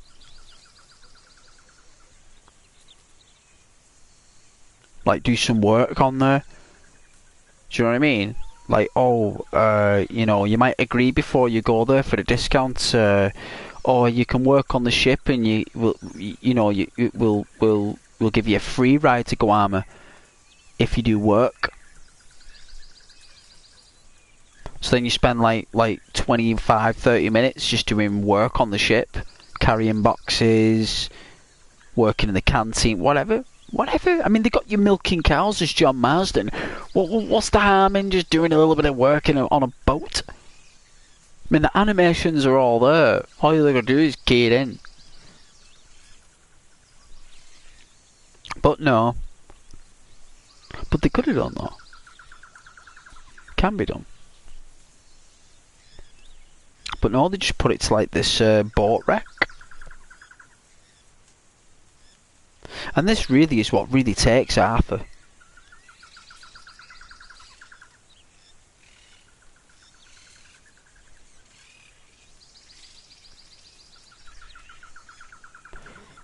And it means that when we get back from Guam, his well-being is poorly. It's either poorly or unwell. And then you've got ill.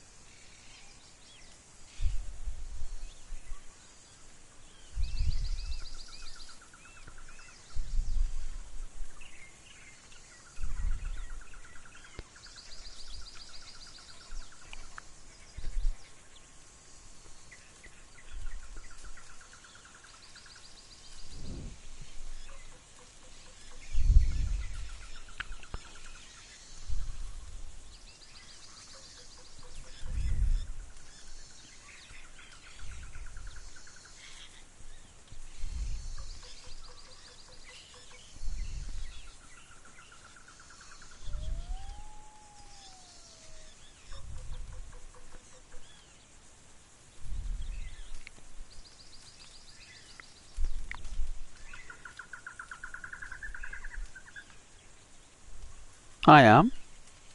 I'm meditating. I'm understanding my place on the earth.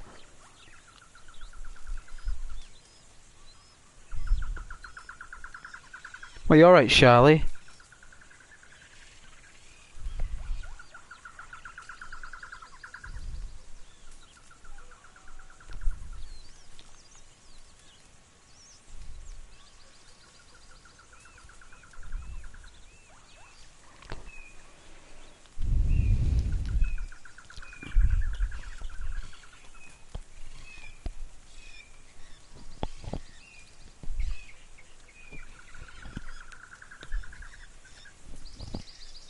Good.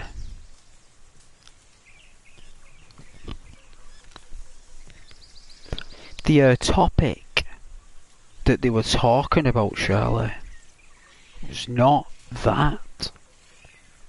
It was darker than that. Darker. Illegal. That's what they were talking about, Shirley. It was dark. It's illegal. It's a crime. And you're getting locked up. And your life is never the same again after stuff like that, to victims and to the people that do it. I'm not having that awful stuff on my channel thread. How dare they do that? It's alright for them. They can go away, have a laugh. But at the end of the day, that's not acceptable. People can talk about like their romantic experiences in whichever friendly format they want to. No one wants to know what people did. There are environments for that in this world, to talk about that. This channel's not for that. That's why they do it, because they know this channel isn't about that. So they go and do it because they like doing it. They like getting reactions, they like getting attention, they get addicted to it, they get hooked on it.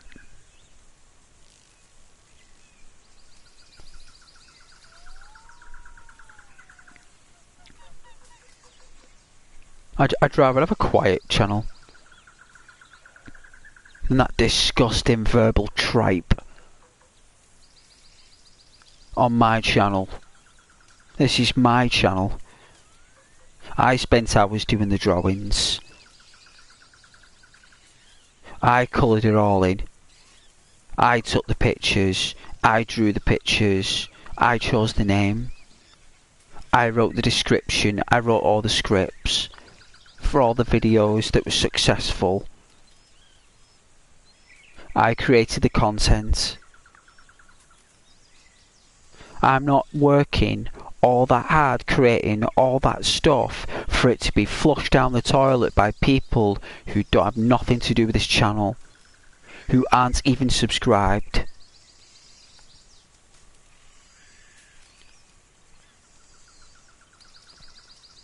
I've made all the work on the channel. No one else has done it for me. I've done it all myself.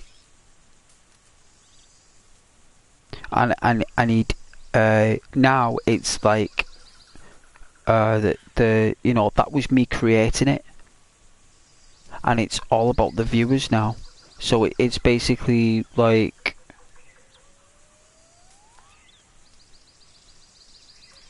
just not having dark stuff spoken on the channel. Not having it. Not having dark, dirty, disgusting, foul stuff spoken in the chat on my channel. No one would tolerate that. No other YouTuber would tolerate that, so I'm not tolerating it. YouTube wouldn't tolerate it. Even the top YouTubers wouldn't tolerate it, so why should I tolerate it? Why should any of my viewers tolerate it? They shouldn't have to.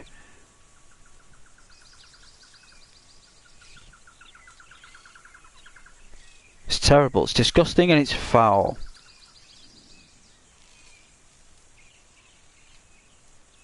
It makes skin crawl.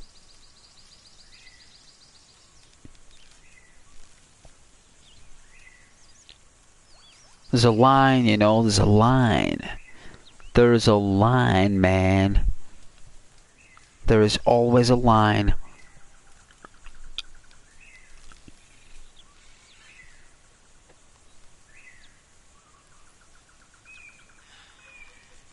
Once people start catching wind, they can start speaking about stuff like that. And get away with it. It attracts more people and disgusting foul goblins and gremlins like that. No thank you, sir.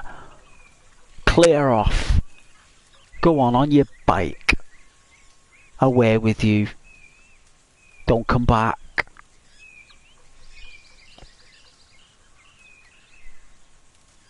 Go back to your disgusting chat boxes full of whatever that is. And don't you stand for it either, Charlie. You catch anyone putting any comments at that tripe, you get them shot.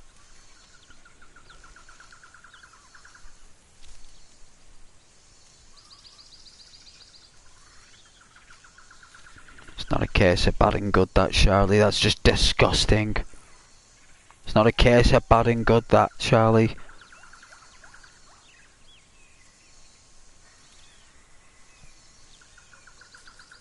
It's beyond bad and good. It's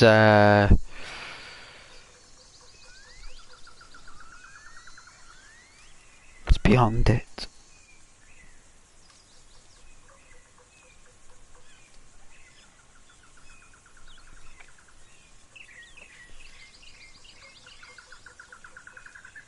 No, my eyes are extra peeled now. Extra peeled. Let's have a bine anyway. Yeah, it's why the channel's nicer and quieter and people will watch later. Because they know that I'm cracking down.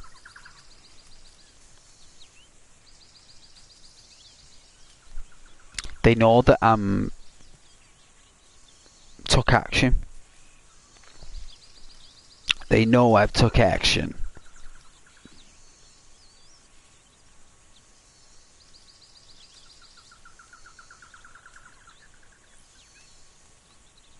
I don't even know what the big deal is actually with the whole chat box, to be honest with you. I can see why people turn that stuff off.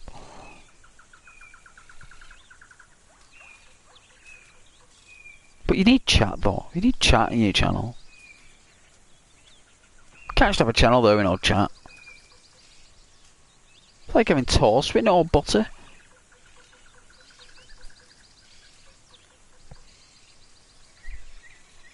You know what I mean? It's like a dog without a lead.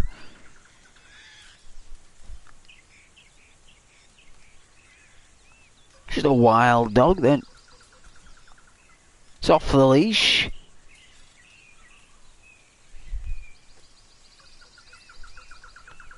There used to be this dog though, when I was a kid. Like really smart dog. Like crossing the road and all that like. Really smart dog. Got road sense. I remember saying to me dad there, was like, that dog there crossing road, he said it's a dog with road sense. I said, what do you mean it's a dog with road sense? He said the dog's got road sense. That dog's got more road sense than you, son. That's what he said to me. I said, what do you mean? He says, yeah, that dog knows that traffic and road better than you. He's like, he said he's got a collar on. He's probably just nipped out the back and gone for a walk. So you know what I mean? Like dogs were just on the loose back then. Like collars on, just be like walking the shop, like, and there's this random dog just walking past you there with a collar on. As long as he had a collar on with a little bell on, you knew it was alright. Had an owner, like. So this dog just walking past, just smiling at you there, like this dog's walking by. You're like, where's the owners? They didn't need one. Like now, you can't let a dog out now without an owner. If a dog was outside without an owner, people phone the police. People just phone the police now. I call it the dog army police. There's actually YouTubers that go out there and check out what it is. Where back then, owners used to just open the gate and let the dog out. You know what I mean? Just go and run wild. But they were really smart dogs. Now dogs are just nuts. Dogs just run wild. If you let them off the lead now, they never come back. I remember my dog did though. He came back. I mean, he ran off like. It was the first time ever he was let off the lead. And he went absolutely bonkers. He mustn't have gone for a run. He must have wanted to go out for a run because we only just got him. It was a long time ago this. When we let him off the lead there, like, me and my girlfriend at the time, he just bolted. He was gone. And like, she was like panicking. Cats will come back. Yeah, I know they do. She was like panicking. He's run off. I said, love, he will come back. He will. He's not run off. He'll be back. She's like, he's not gonna come back. But we've lost him. I was like, right. I was like, he's gonna come back. So I said, all right. What we'll do, we'll just say, because his name was Milo, right? And I said to her, what we'll do, we'll just say nonchalantly together, okay, Milo, if you don't want to come back, we're going home now. We're going home. Because when I said the word home with the M and the E at the end, his ears and brain must have picked up on that O-M-E at the end. And as soon as he heard me say home, he knew I was taking him home. Because I normally used to wrap him up in his blanket, get him his toys, give him his treats. Like when I said home, that meant it was comfort time. And I said, okay, let's go home. And let's go. Just me and you.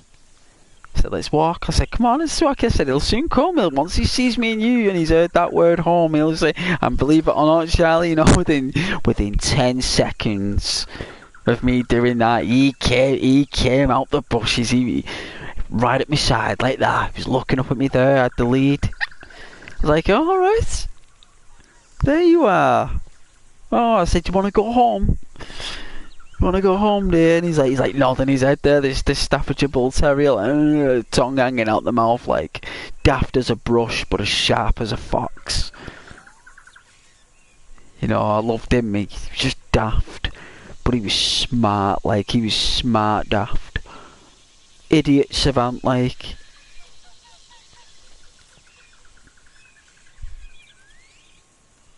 I'd never known any dog to have a police officer pick it up and cuddle it on duty. Never known any dog to convince a police person to do that. Police officer cuddling me dog there. I was taking the dog the park. We had walked past a stadium to get there at the time. We had walked past a stadium. It was full of police. They must have been bored. You know, the police officers, they must have been really bored, just stood outside there because the game was for another 40 minutes. So I thought I'd go there and back while it's quiet before the game ends, so there's no rush. And I think I had to stop. I had to speak to someone.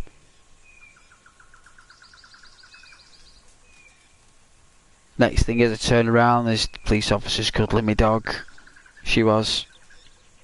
Picking him up and cuddling him. It's like, ah, can I take him home? I was like, no. No, You can't. But I mean, I was smiling and laughing in me, in my head though. I was just like, no, no, you can't. You can't take him home. He's my dog. My dog. That's my beautiful dog. Everyone loved him though. Everybody loved him in the community. Everybody.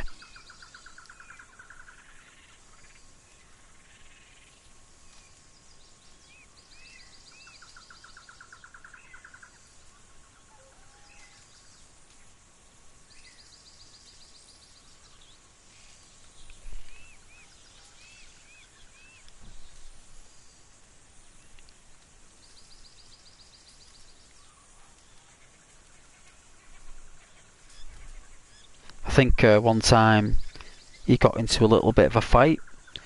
I remember when I used to go to work, I used to drop the dog off at my mum's at the time when my mum was alive. And I went to work, and when I came back from work, I'd collect the dog and go home. And that seemed to be routine. And apparently he got into a fight with another dog when I was at work, when my mum took him out. And I think this person reported it to the police. So I thought I'd go round my mum's for dinner after work, stay for an extra hour or two with the dog and then go home. So I had 2 days off staying there. I was at my mum's, knock at the door. I mean, this is years ago. And it's like 2008, I think. It's like 2008 we're going back here. Maybe 2007. And I remember sitting there and the police knocking on my mum's door.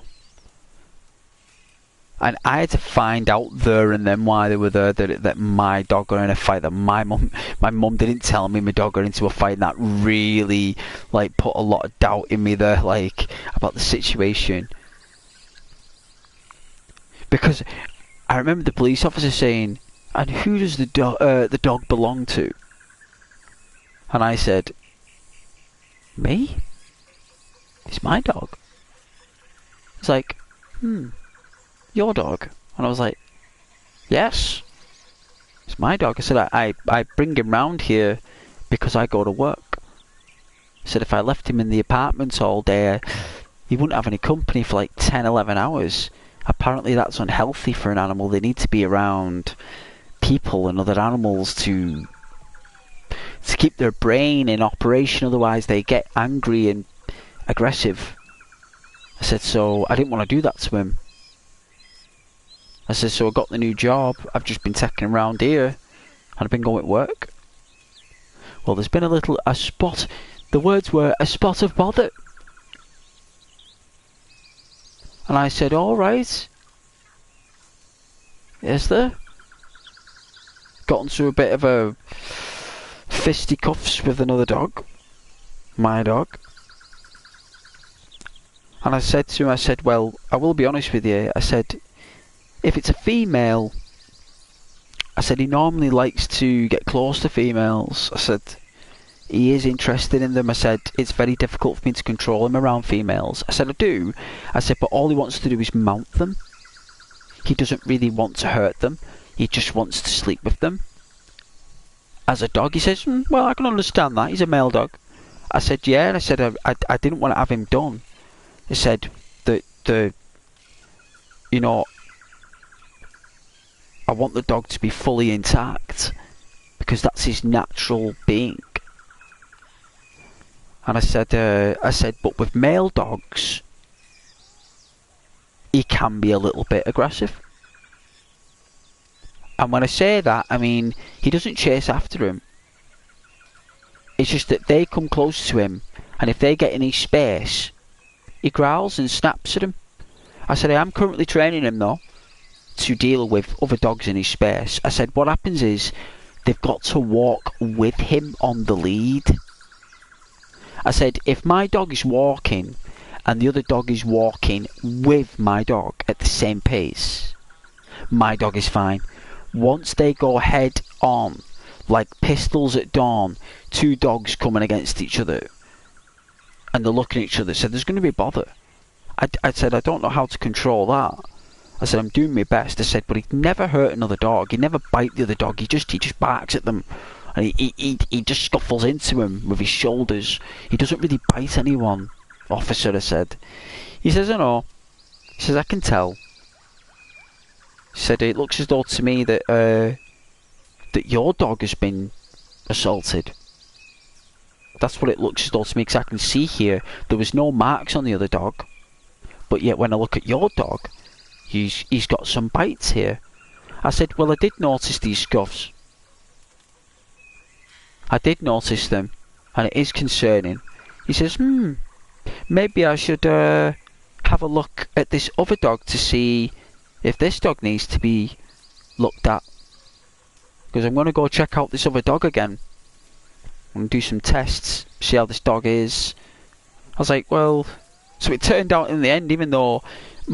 It's funny that, isn't it, Shelley? So even though it was my dog that got complained on, and even though I was at work, and even though I had to find this out after I came back from work, even though I didn't say anything, they actually ended up working out that it was actually the other dog that started on my dog.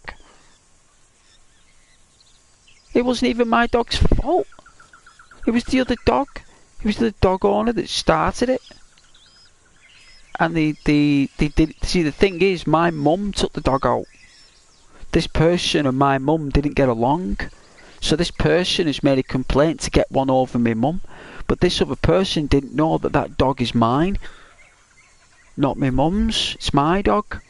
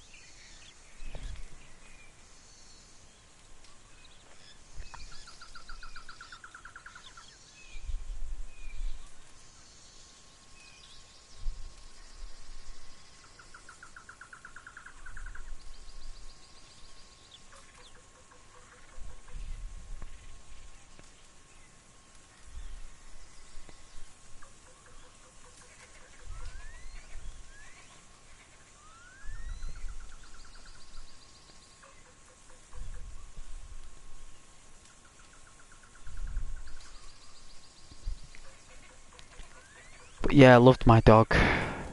I miss my dog.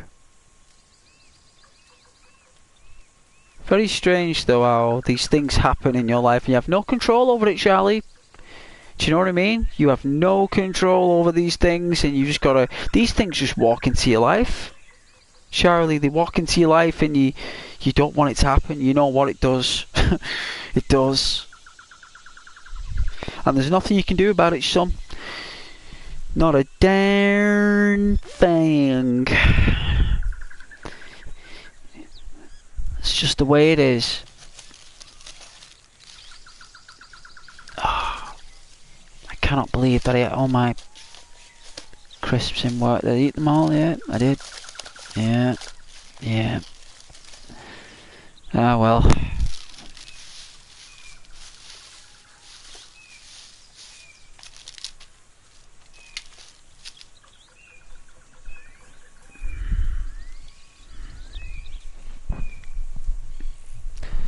Ah, 1:20.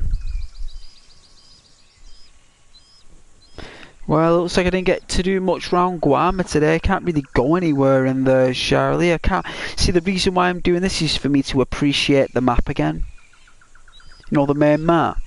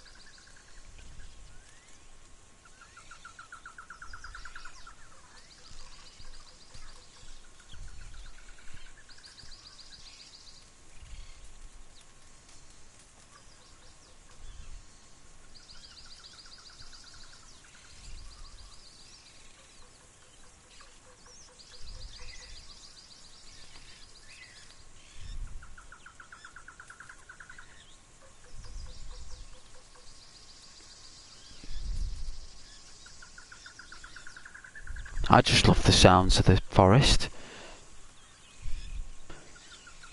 I don't know if that's strange, but I just do.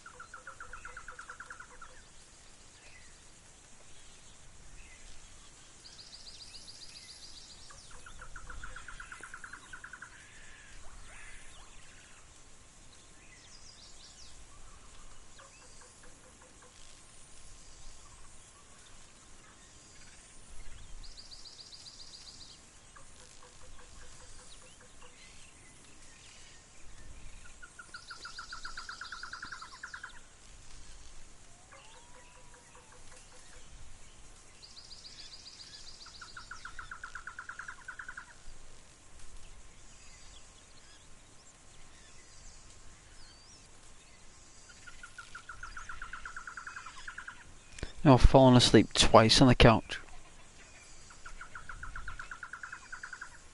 It's very concerning.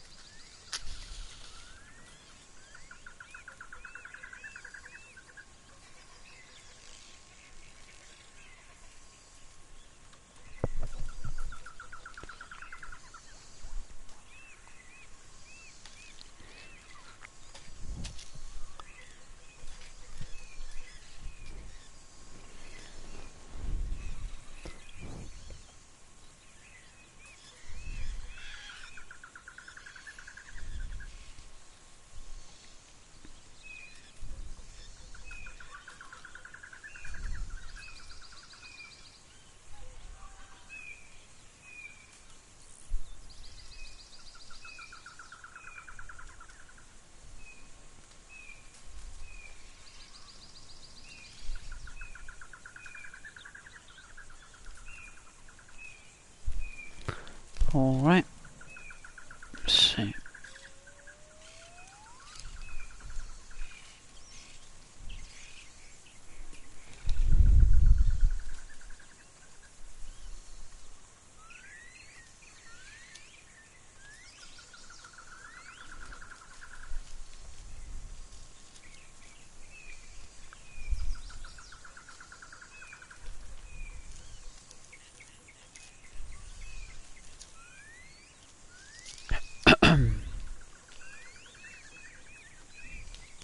Listen to the wildlife, people.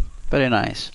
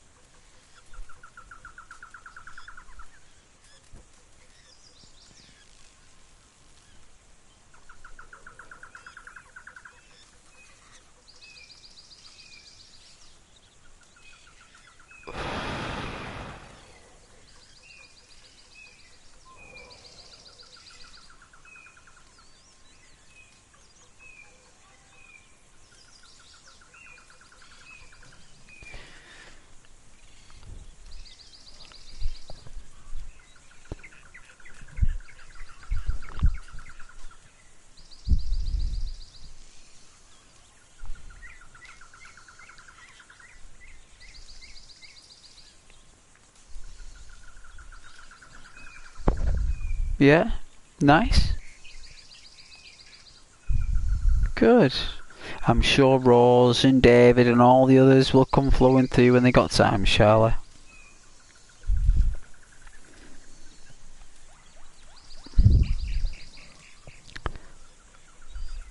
But yeah, it's been nice. People watch it later as well. A lot of people watch the videos later.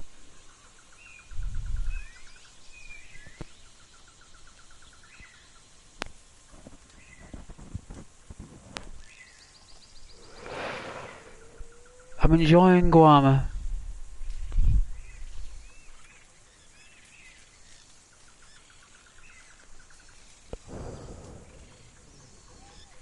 People go away for Halloween week as well, Charlie.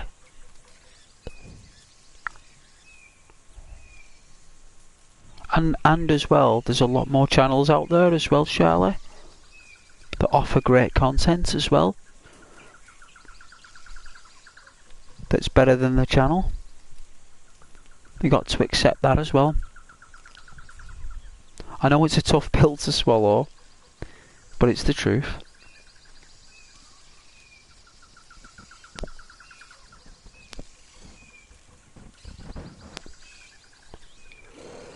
It's all about the YouTuber Charlie at this point, and the community.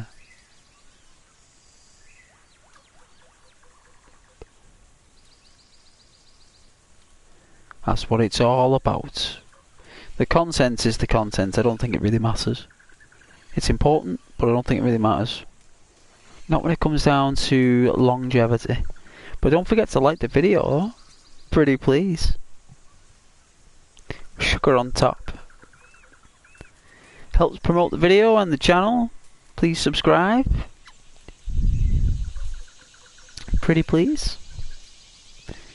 It attracts other people to the channel, so they can have great conversations with you guys. I know you did. I know you was. I'm just talking to anyone if the view counter doesn't work, because it's been absolutely bipolar. The view counter's like a angry Pinocchio. Its nose has grown so long. It's telling so much fibs and white lies. That view counter, it's like a shocking experience. But I don't mind. It is what it is. I just really appreciate that you're here watching my stream with me today. And that your viewership is of most value to me. And people, don't be afraid of Charlie. He does not bite. Even though he's all over the chat, he's been talking to me this evening.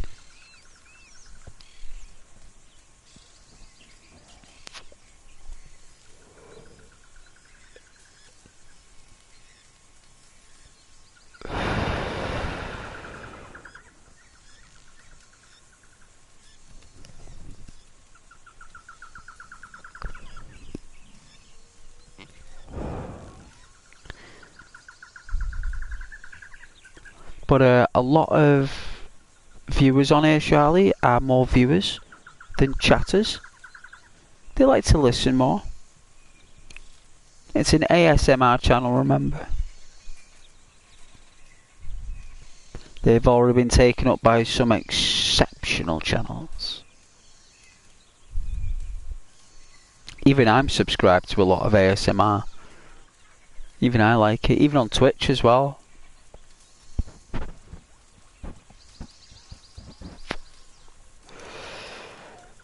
You got folks licking microphones on there. But like 50,000 people watching someone licking a mic. It's unreal. They're all in like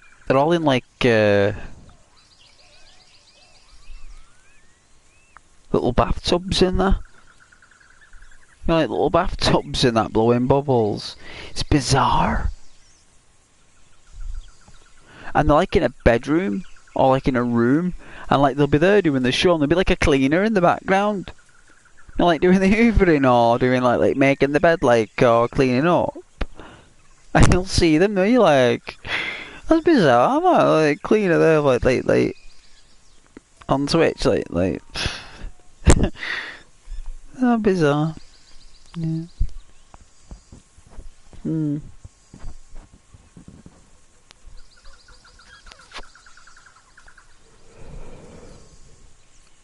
But it has been a lovely quiet stream tonight, so it's been very lovely.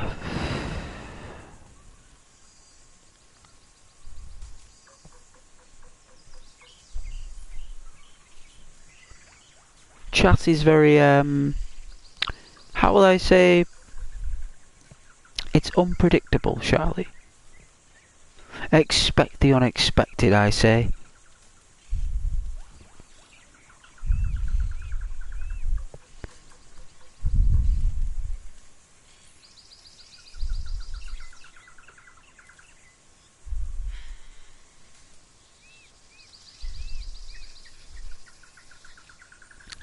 It will get there, Charlie, don't you worry about it. It's gonna take a long time, son. Long time. Like, what are we on now? Let's have a look.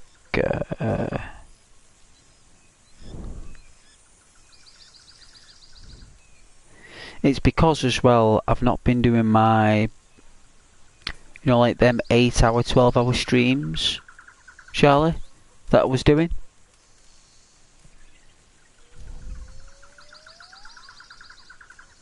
You know, there come a point there, Charlie, I was doing a lot of streams. Like, look, if you look on my content there, right? So, if we go on live, like, I've done 2 6 hours, That's 12. I did 2.5. Another 1. So it's 4 hours. I did another 6. 4, 3, 5, 3, 1, 1, 2, 3, 6. See, I've not been doing 12, 12, 9s, 9s, 9s, 10s, 10s. I've got to be streaming, like, to get the chat like that, Charlotte. The way you want the chat there. I would need to do streams of like 9, 10 hour capacities. I'm unable to do it. The only reason we had a bomb of is because I was off work. We was off work. I was off work. I had a, you know, it was that right time. You know, where now, like, you know, people go back to work now, Charlie. People have loads of studies, and it's only so many minutes in the day. You know, so you just gotta take the rough with the smooth, man.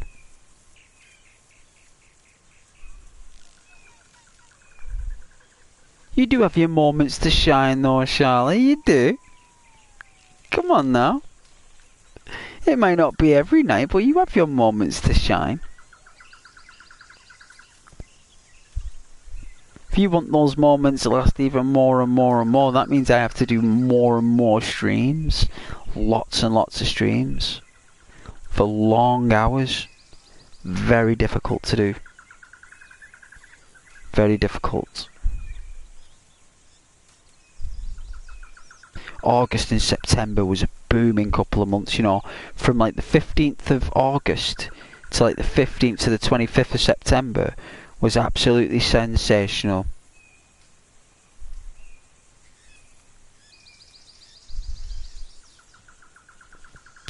But that's because I was doing those 11-hour, 10-hour streams.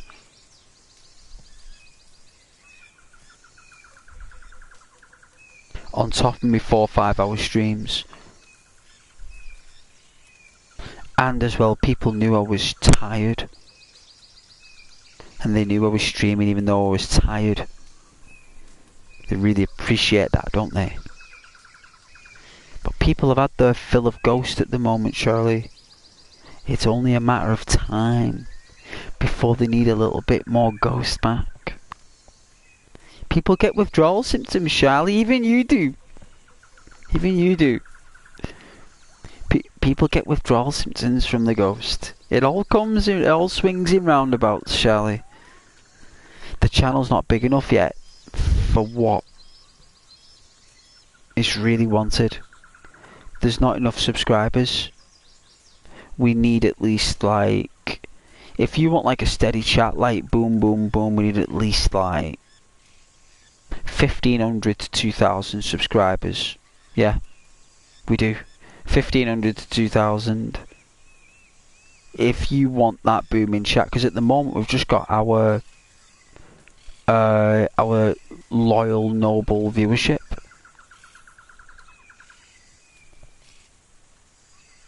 That's what we've got.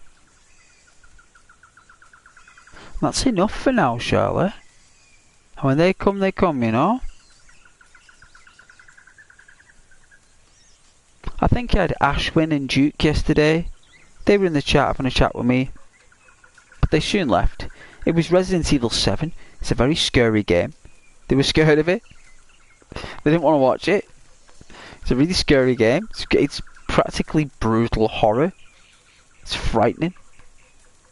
They soon darted when they knew what I was playing.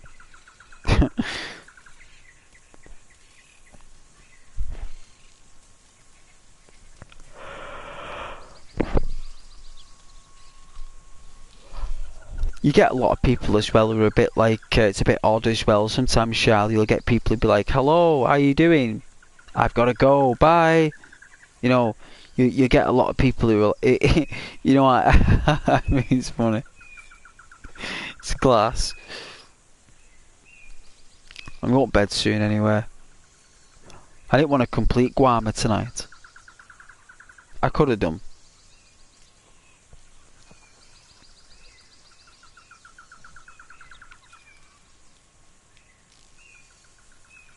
I didn't know Arthur leaned on his rifle by the fire. It's pretty unique. Must be something he does in Guarma.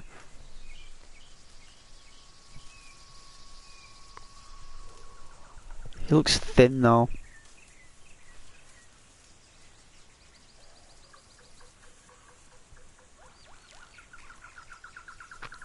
It looks really unwell.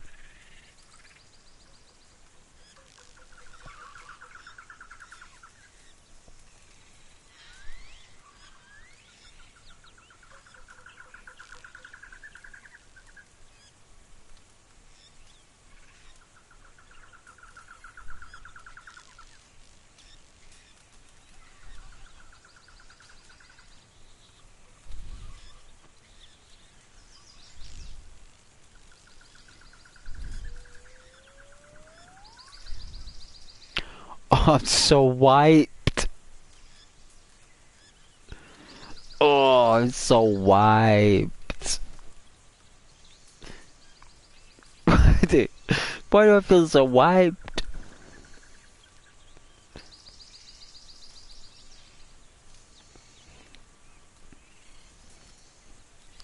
I need a job where I'm on a magic carpet.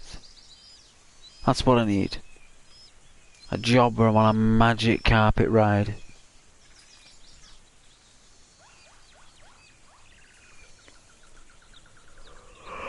Oh. Oh, excuse me. Ghost is yawning.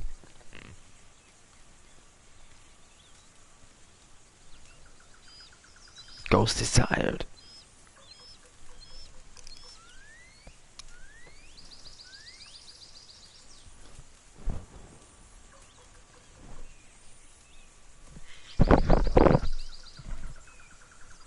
But I think the channel is lovely. And I think each and every one of you are amazing who join. I really appreciate your viewership. Very much so. Even if it's 1, 2, 3, 5, 50. Either way, it's all beautiful.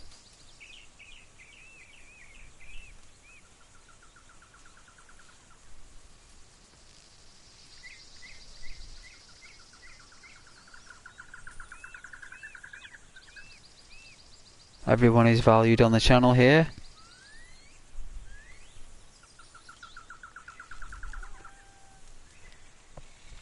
It is a lovely community here. And then when membership starts happening and stuff like that, you'll only be able to get to be one-on-one with Ghost with memberships and stuff. Starts getting all, you know, textured.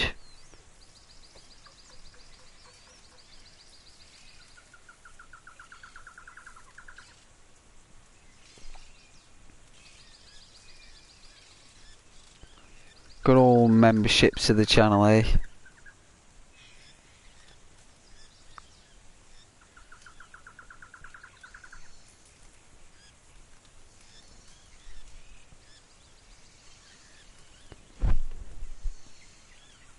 Just enjoying the wildlife, mate. It's helping me relax.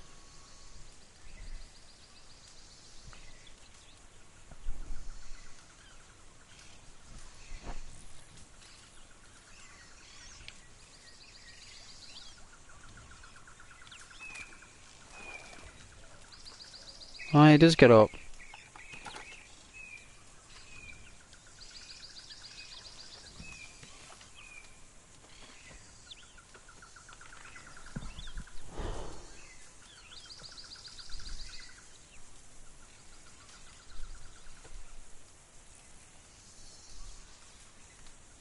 But it's only 9:05. And an hour's gone by. It's only 9:05. Still. 8 even. No, 9. Yes. Oh, he's gobbing up, look. His tuberculosis is starting to take a hold of him. He starts spitting up blood and stuff, doesn't he? And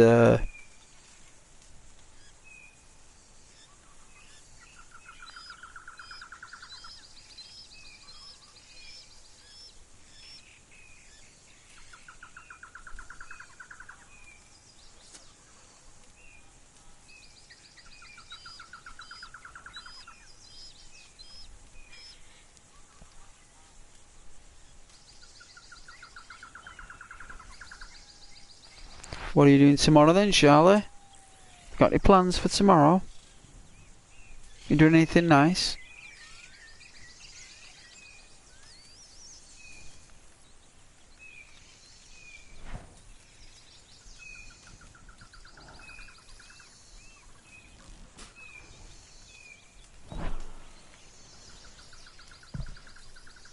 No? Not doing anything.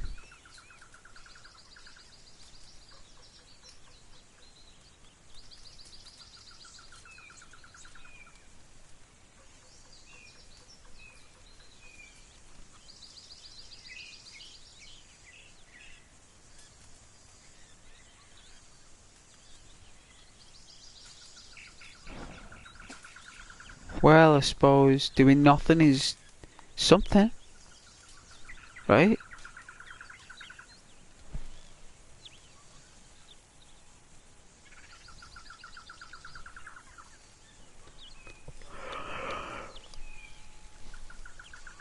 Oh, yawny, yawny. It's late in the United Kingdom now. It's nearly 2 a.m.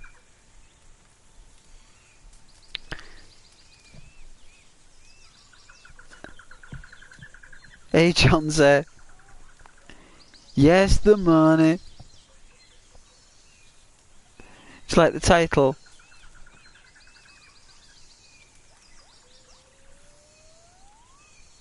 I'm glad you like the title. Where's the money, Dutch? That's right. There is no money, Arthur. There is no money. Only loyalty. We've licked our wounds long enough. Now we go out there and we make more money. That's how it is. Because that's what we've all got to do. Is make more money. You know, even that dude who put what was it now? I think he put in $100 billion in the box. And all Dutch said is, that's what I'm talking about, Arthur. It's like $10 billion. You could probably buy America with that. We could probably buy our way out of the country.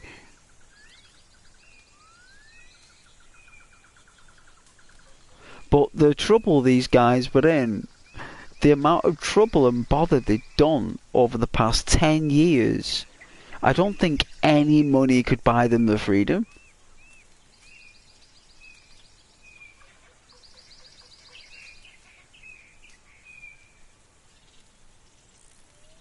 I don't think anything could.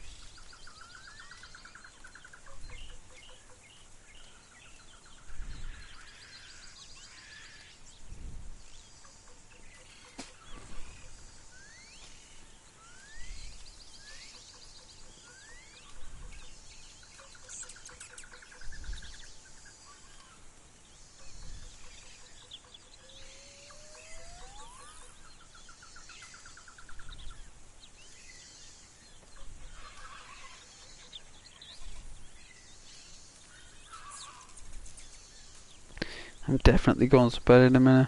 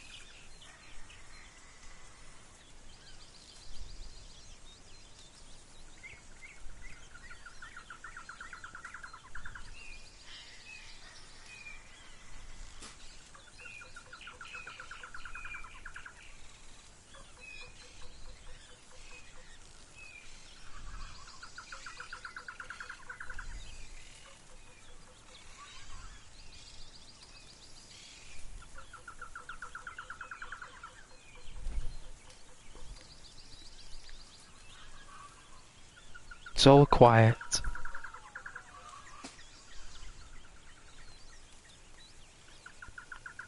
Nice and relaxed. I'm gonna go to bed though, surely. Like.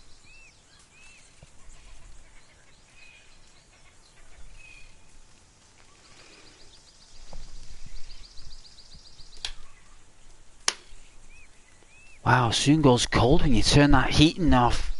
Charlotte, jeez. I'm gonna have to get wrapped up in bed tonight, I tell you, like a bag puss. Telling you like a proper bag puss.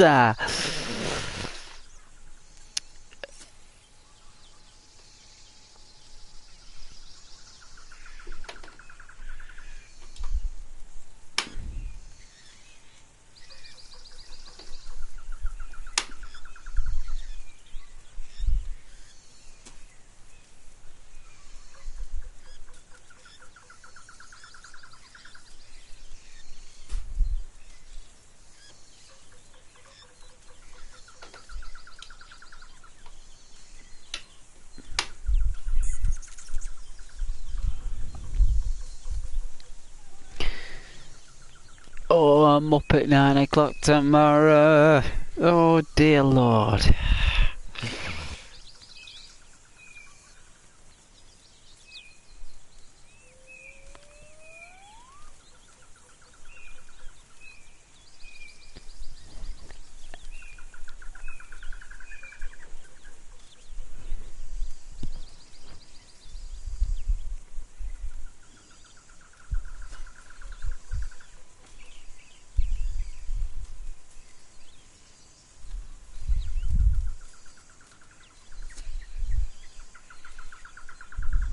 I like how they spelt the money with a U though.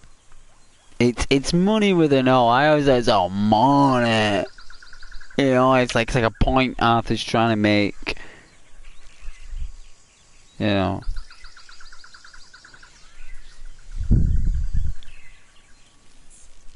All that money lost in Blackwater.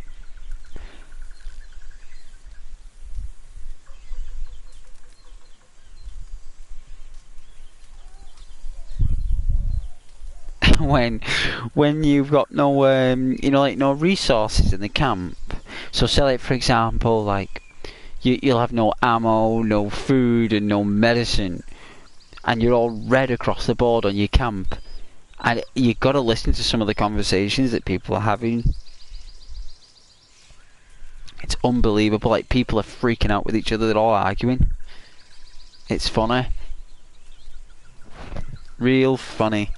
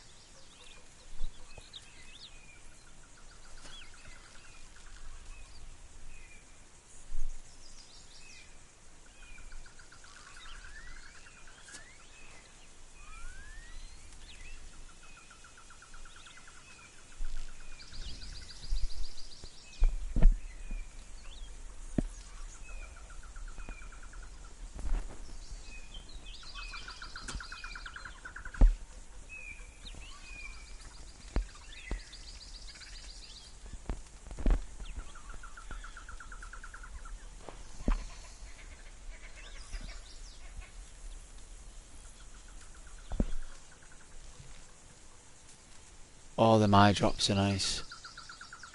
Oh.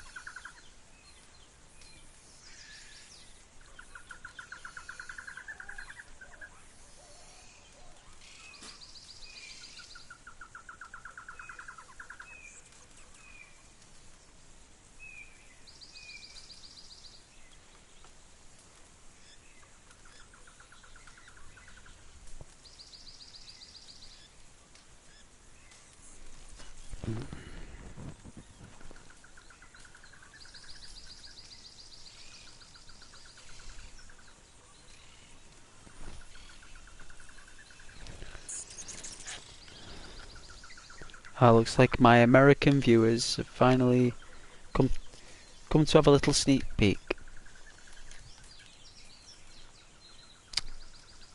Oh, don't forget to like the video, please, and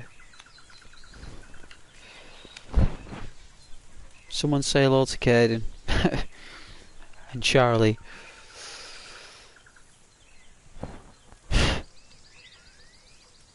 Thanks everyone for joining there. You just joined a little bit too late there, guys. I thought you would, Rose. How you doing, Rose? It's past my bedtime. I hope you're doing well.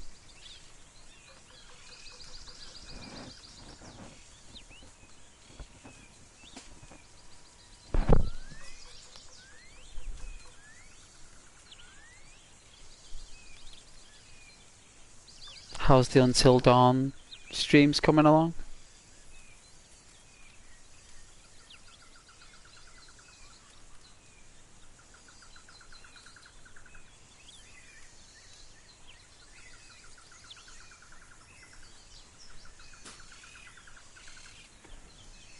Yeah.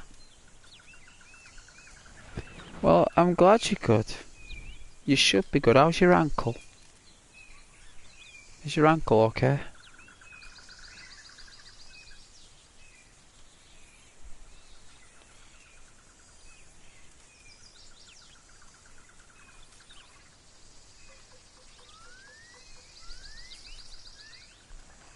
Yeah? Lovely.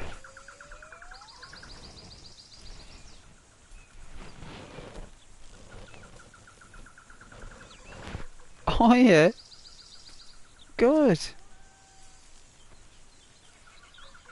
Haven't got anyone killed yet, no? No, not yet, no. Well.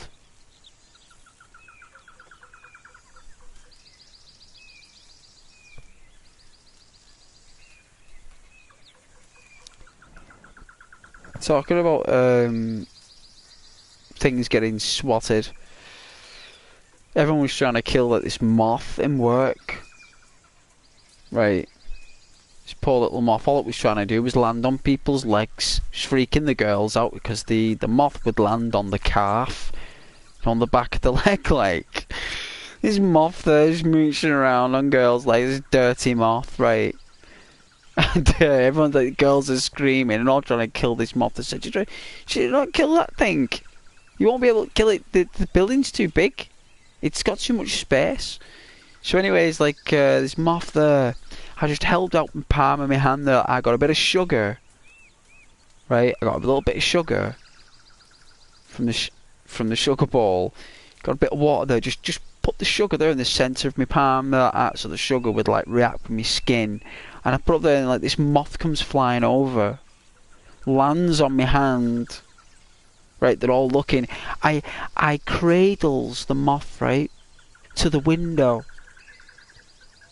And then I said, ladies, open the window, please. So they opened this window with great leisure. They really enjoyed opening this window.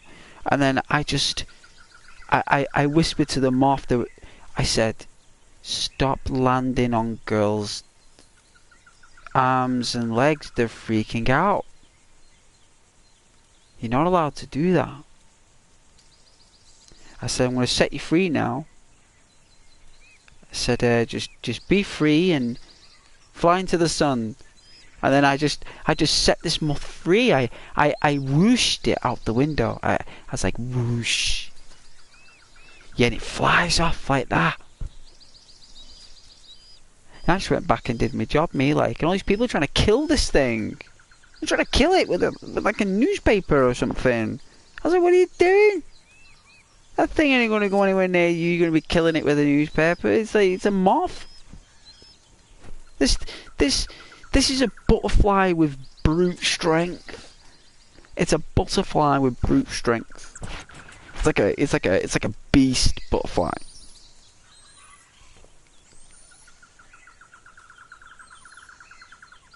And it was just, because the sugar just pacifies the pest, pacifies it while you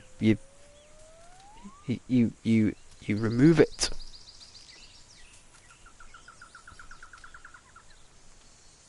I said to the boss of the floor there, I said, see, you don't need to kill something, get rid of it. You don't have to eliminate something. You can do it with, style. Now, do you remember that? Doing things with style. You know what I mean? It's like, yeah, I had a bird that flew into my house when I opened the front door. Wow, when was that?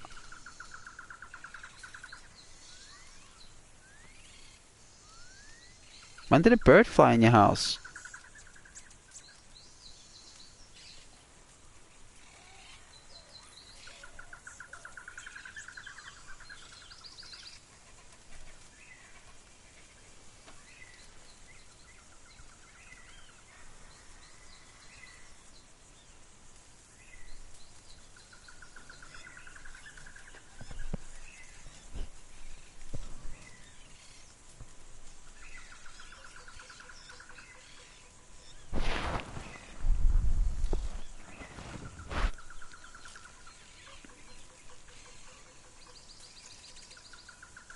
You can be lucky though if a bird flies in your house, innit? Today.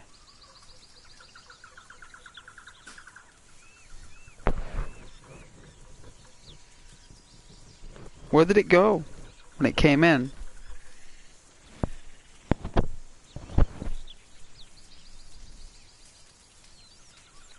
You must have a plant by the door. You must have either hanging baskets. You've either got a large plant, a water supply like a fountain or a pond, possibly. But I believe you've got hanging baskets maybe, or you've got like a large plant. And even on the inside, because these birds can smell that on the inside of your door. These animals are extremely, they've been around a lot longer than us. You must have a lot of plants. A lot of pot plants. Because they're normally attracted to greenery, aren't they? They're attracted to windows with green plants in it for some reason, birds. The brains are attracted to it. Into your kitchen. Where the hanging plants are, yeah. Yeah, I thought so. It's where it's been living. Yeah. Very clever.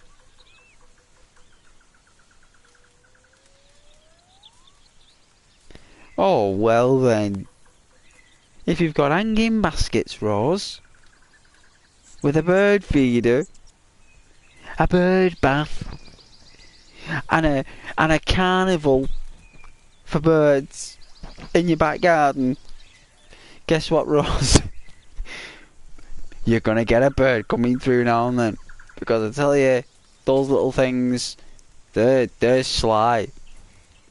They know you about to open the door. They time the flight just right that as soon as you open that door, they're already in. They've got like a premonition sense, those birds.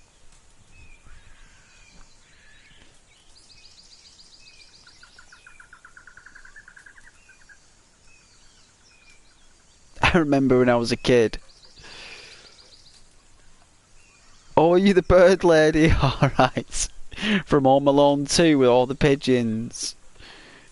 I, I remember when I was a kid, I saw like a magpie and this like kestrel, right?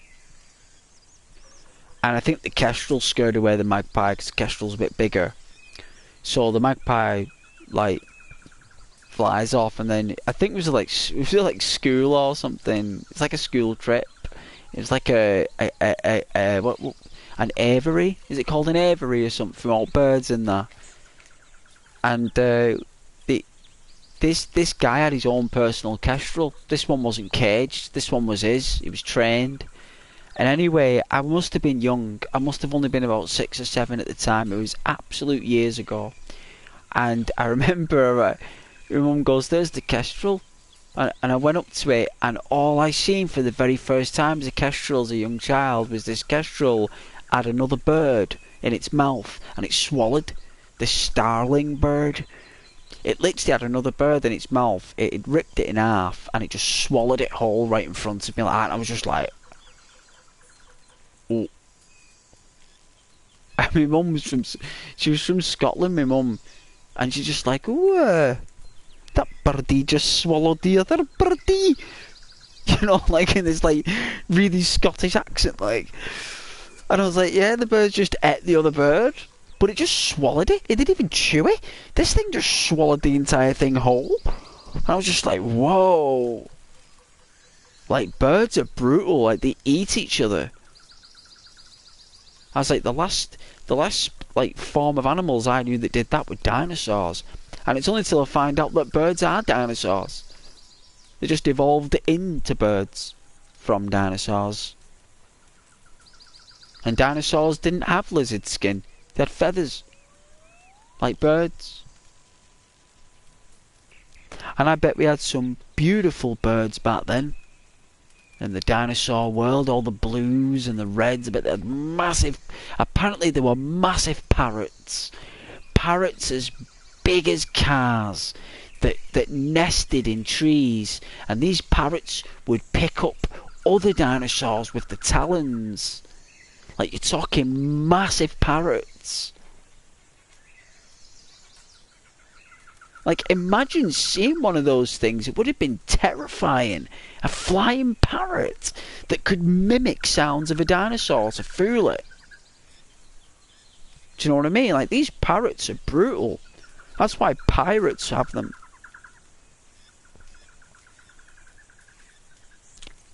So if you look at birds' feet, aren't they? They're very similar to dinosaur feet.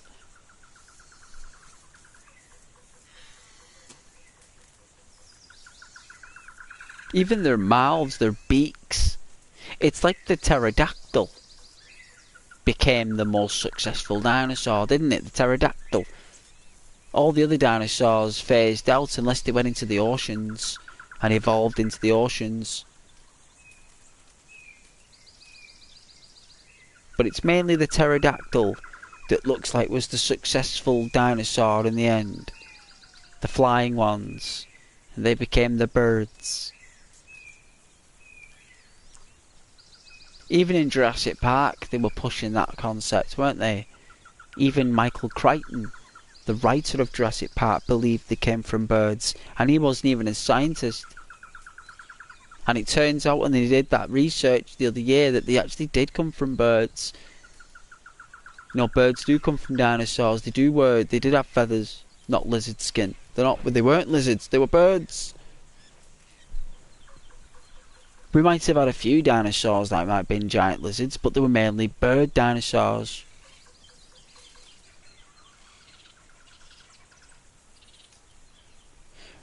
But I used to love feeding the birds anyway, Rose. I used to love doing that when I was younger.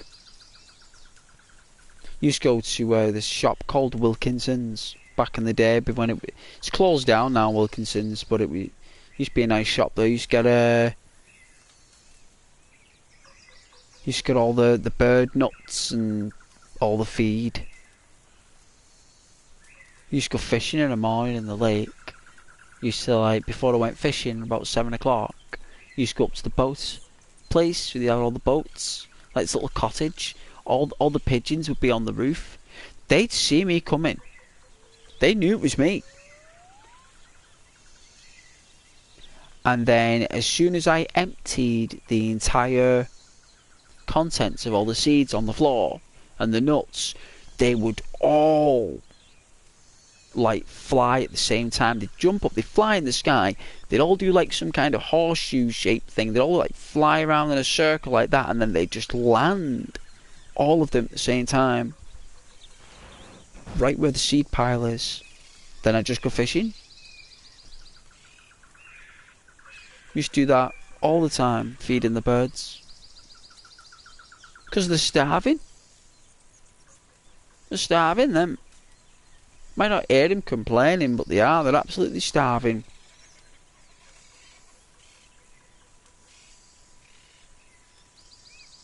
That's why they don't fly that much. It's only after they've eaten loads of food and seeds they'll go for a flight.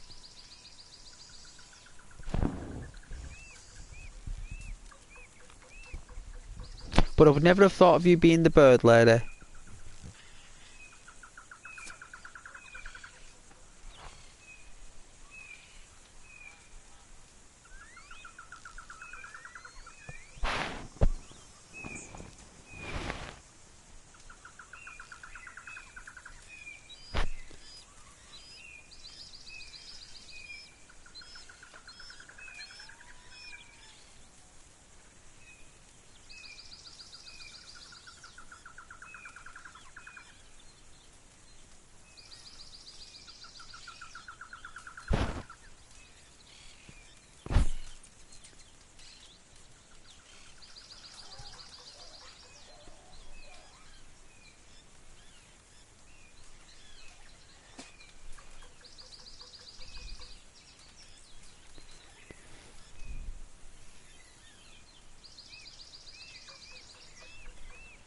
Oh yeah, you can limp now.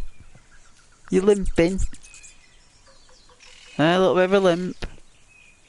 Just putting pressure on it. Doctor's like, now you gotta take the crutch, I've got to put pressure on it. You've got to let your thing strengthen again. You got to feel the pain now. Take painkillers, but still put pressure on it. Like, yeah. It's like, yeah, the pain's still there, but we'll just give you something to take that away while you apply pressure.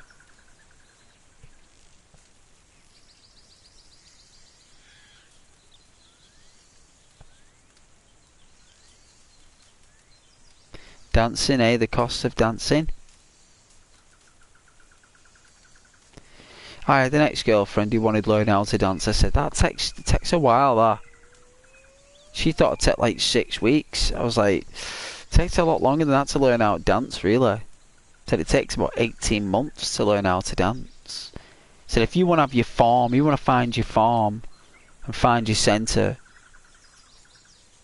you know, and do all that stuff, it takes like a year minimum to find out what your dance is. Because, you know, are you shaky shaky? Are you jumpy jumpy? Are you spinny spinny? Steppy steppy? You know? Are you leggy leggy? You know, what kind of dancer are you? Like, you know, I said to him, what kind of dance do you want to do? I was like, do you want to do Irish dancing where you're all leggy leggy? Do you want to do like, what, like exotic to, you know, give me, you know, a great time? You know, you want to go exotic, or do you want to go more like ballet? You know, that's all spinny spinny, you know, and tippy toey. You know, it's a bit of both there, like, you know, it's everything actually, ballet. It's actually everything that's extremely painful and difficult about dancing. You know, she didn't even know herself. So I was like, you know what, I don't know actually. I was like, well, you're gonna have to find out what you want, what kind of dance you want to do. You can't just go in there and say, oh, I want to dance. You know, it's like learning another language. You can't just go into like a French lesson on your first day and speak French when you walk out. It doesn't work. You might be able to speak one word, like hello and goodbye and stuff, but you're not going to be able to string a sentence together. Just like you're not going to be able to string a dance together. Like you're going to have to learn each step. You know, it's an investment. Said if you're going to go every week, you're only going to find your formula like next February, maybe March. When she's like, "What? Why would you mean?" I was like, "Well, that's how long it takes for the human body to actually find its rhythm." Like every human being has a design. There are different designs of the human body in females and males. There's actual different shapes, different sizes and different heights, and we've actually got Latin names for our different variants. Because even though we're all one species and they can have different races of the species, but you have different variants and different variable references of mass and height. And it happens with girls as well. So dancing really is all down to the height of the girl, the shape of the girl. Right, let's be honest, right? It's the height of the girl, the shape of the girl, and I'm going to say this, the weight of the girl, right? Or even the male, right? And the form. And then after all that, your personality. That's what they test last in dance, is your personality. They do everything else to make you do all the physical work, and then if they put you under all that pressure and all that stress, how do you behave as a person? You know what I mean? That's dance. If you're not prepared to go through that and do something like along the lines of, I don't know, have you ever done gymnastics, aerobics? Have you done any type of gym style work before? She's like, no. I was like, all you need to do is sit on my knee. That is the only dance you need to do at the minute. I was like, but if you want to go there, you're only going to do it in a year's time. You know. And then she did it for like 12 weeks, I remember. I said, well, you're getting there. I said, prove me wrong. You know, prove me wrong. Do it. And make me look stupid or something. She didn't do it though. She said she was tired. I was like, well, you will be, because they're working all your legs and your backside and your arms and everything. Everything's all being worked.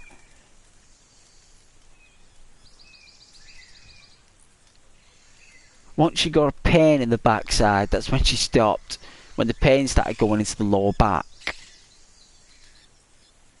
near the sides.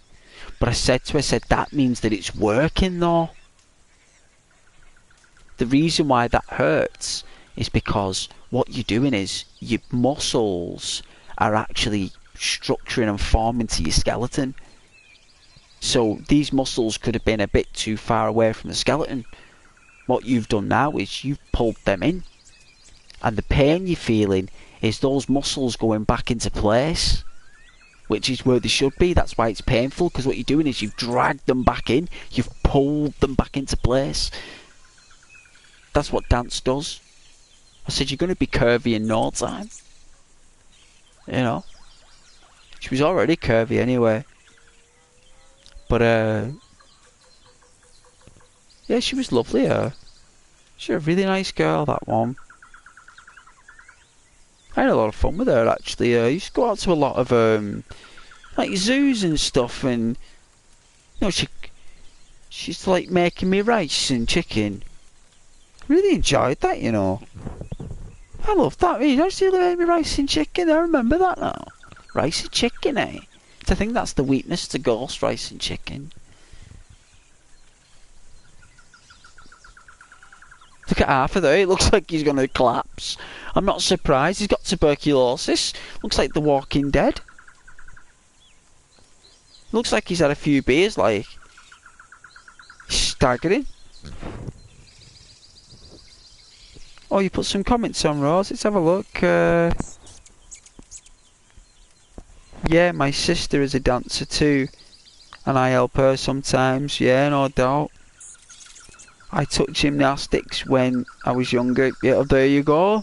See, gymnastics. Gymnastics, you see, that's what you got to learn before dance. Gymnastics. The flexibility. The suspension. The bounce. I used to try and compete, like, because I used to do gymnastics. I was the only male to do it, because I was quite flexible. And I got sent to gymnastics for my grade. Like, that's what I got. Like, lot of people got sent to football, rugby. I got sent to gymnastics. I was like, okay, the head teacher did it. It came from the top, so I couldn't argue. So I went. It was full of birds. It was full of birds. Some of the most cutest girls in my school year at the time. Working side by side with them, doing gymnastics, right? And they taught me how to do a somersault. Like, the girls actually, when I was running, they would actually somersault me. They'd use their arms to somersault me over, right? So I'd run. They said to me, just jump and do a somersault and we'll do the rest. Because it was all about trust as well. So I just said, no worries. Ran full belt. Did a somersault like that. Landed on my feet. I was like, wow. It's like, yeah, we did it. And then in the end, I could do it myself. Strange how the brain worked. It's like I'm doing my somersaults on my own, like. Never forgotten that what those girls did for me there in gymnastics. Teach me how to somersault. Can't do it anymore though. Can't do it anymore. Maybe in an emergency I could. Once. Maybe once. If it meant saving someone's life. And I had to do it. I had to do the front somersault to save someone's life. I'd do it. I'd Spider-Man that. Or Peter Parker that all the way.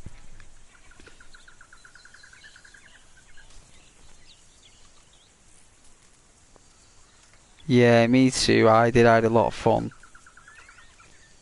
There was one girl that was just like extraordinary.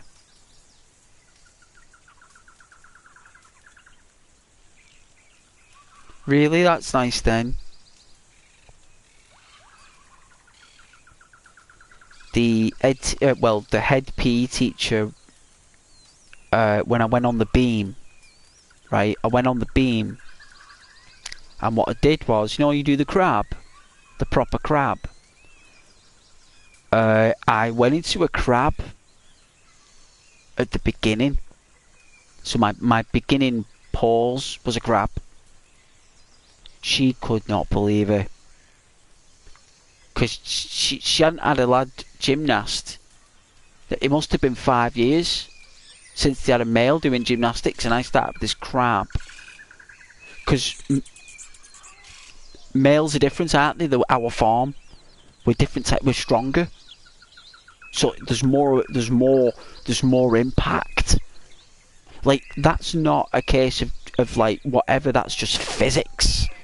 That's got nothing to do with who's better. It's just more power in the beam. She could hear the beam.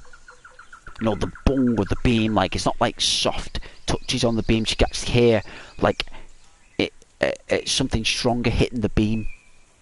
She really enjoyed it. She's like, stay on that beam.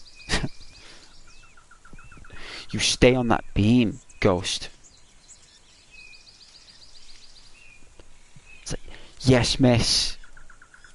Yes, miss. It was either that or the horse. That's what I was on a lot of. That or the horse. And then once I did that, then I was allowed to go on the I called it the monkey range. I could basically just swing around like a monkey and do whatever I wanted. I had free reign over the climbing bars and all the railings, and I said, I remember I asked for could I have a crash mat? Big chunky mat. It was a crash mat. And she was like, yeah, of course you can. And I got one of the trampettes. They weren't trampolines like trampettes, you like run, and as you know, Rose, you run. It's like a small trampoline, you use the trampette for bounce. It's so you can do like somersaults, backward somersaults, flips, jumps. It just gives you a bit more speed and a bit more drive at the beginning so you can do all your other jumps. Yeah. Oh, I did it all. I did it all.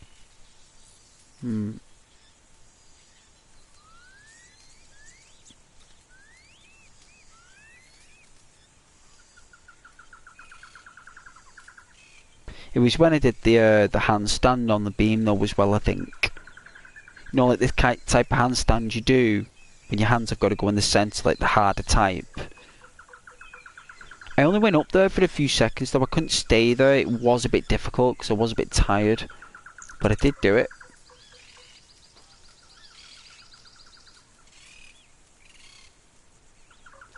The amount of girls talked to me after that as well. Must have been about 15 like at the time. I was going out with this girl called Dawn as well. Name was Dawn. And she had like long blonde hair.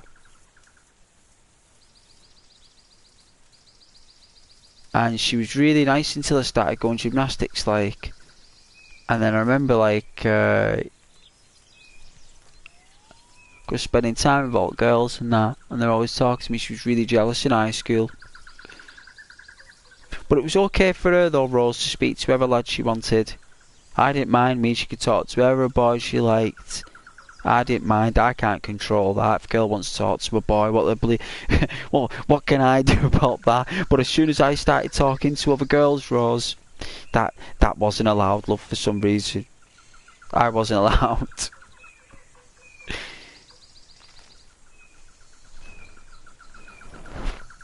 I got definitely punished for that. It's still like that to this day, Ross. Believe it or not. I don't think that's ever changed.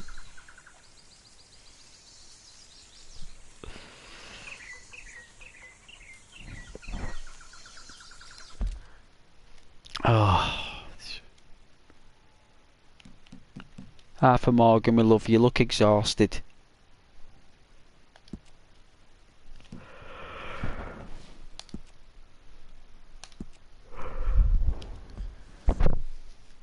Oh.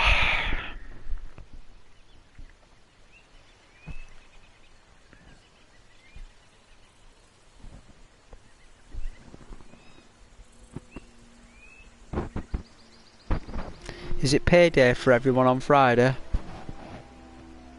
As it's the end of the month. Is it payday for anyone? Oh yeah, that's what I was going to ask you, Rose. Did you end up getting a phone call back from your boss? Did they change their mind and say we made a big mistake?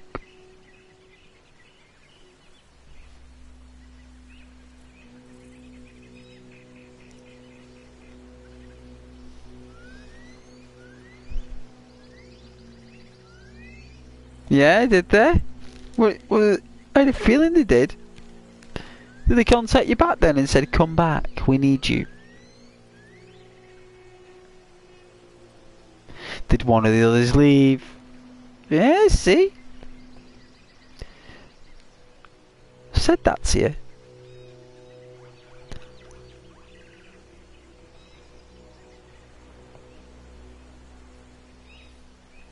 I knew you'd get another thing like.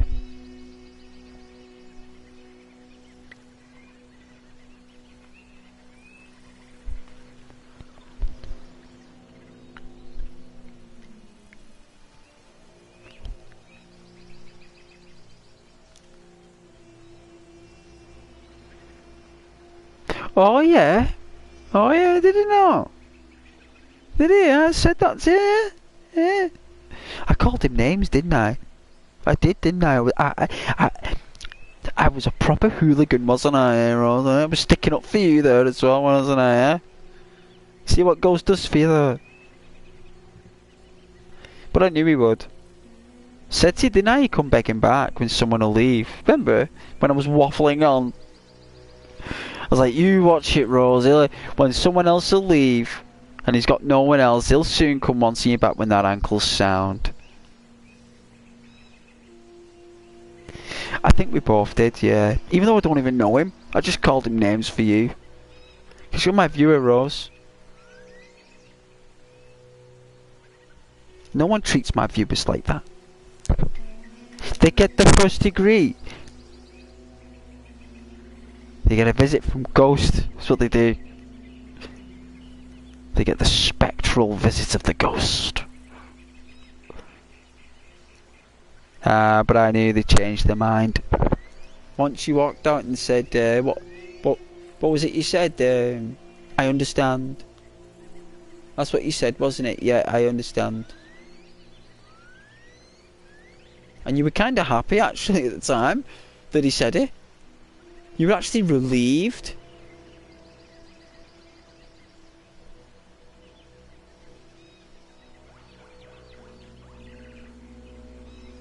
And then what's happened is people have left.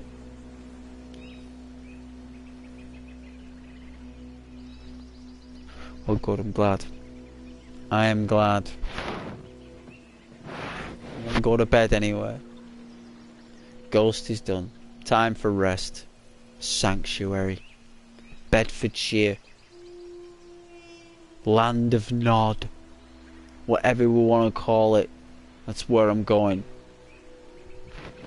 I'll be back tomorrow though with one of my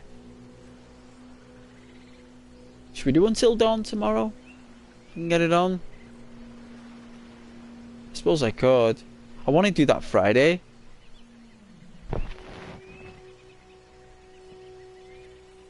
I'll say, don't blame me because of you. Yawning is contagious though. I know. There's not many really scary games though. They're all films that are brilliant for Halloween, not games. Films are brilliant for Halloween. It's like Jason, Michael Myers, Freddy Krueger.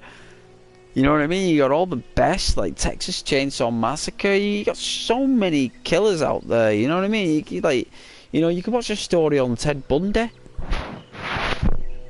You know what I mean? It's but with computer games there, it's like what, Resident Evil, Friday the 13th, Five Nights at Freddy's. Is it called Five Nights at Freddy's or something? And then there's something else. I don't know. Not many horror games anywhere to play. But yes, everybody. Good night and God bless. It was a pleasure speaking with you. Don't forget to like the video. Don't forget to share it as well. Any share would be nice. Anything. I think YouTube like that when you share the links. They go all wild. Like a cat on heat. They go wild for that stuff. Where we shared it to? I don't know. I'd share a YouTube video. I think you can do it on social networks and stuff, but I don't know who does that anymore. People used to do that all the time. But yes, thank you so much, guys. I will be back tomorrow. Hopefully the trains will be on tomorrow. I'll be home earlier, but I'm on late until Friday. Back on early's Monday. But good night, God bless.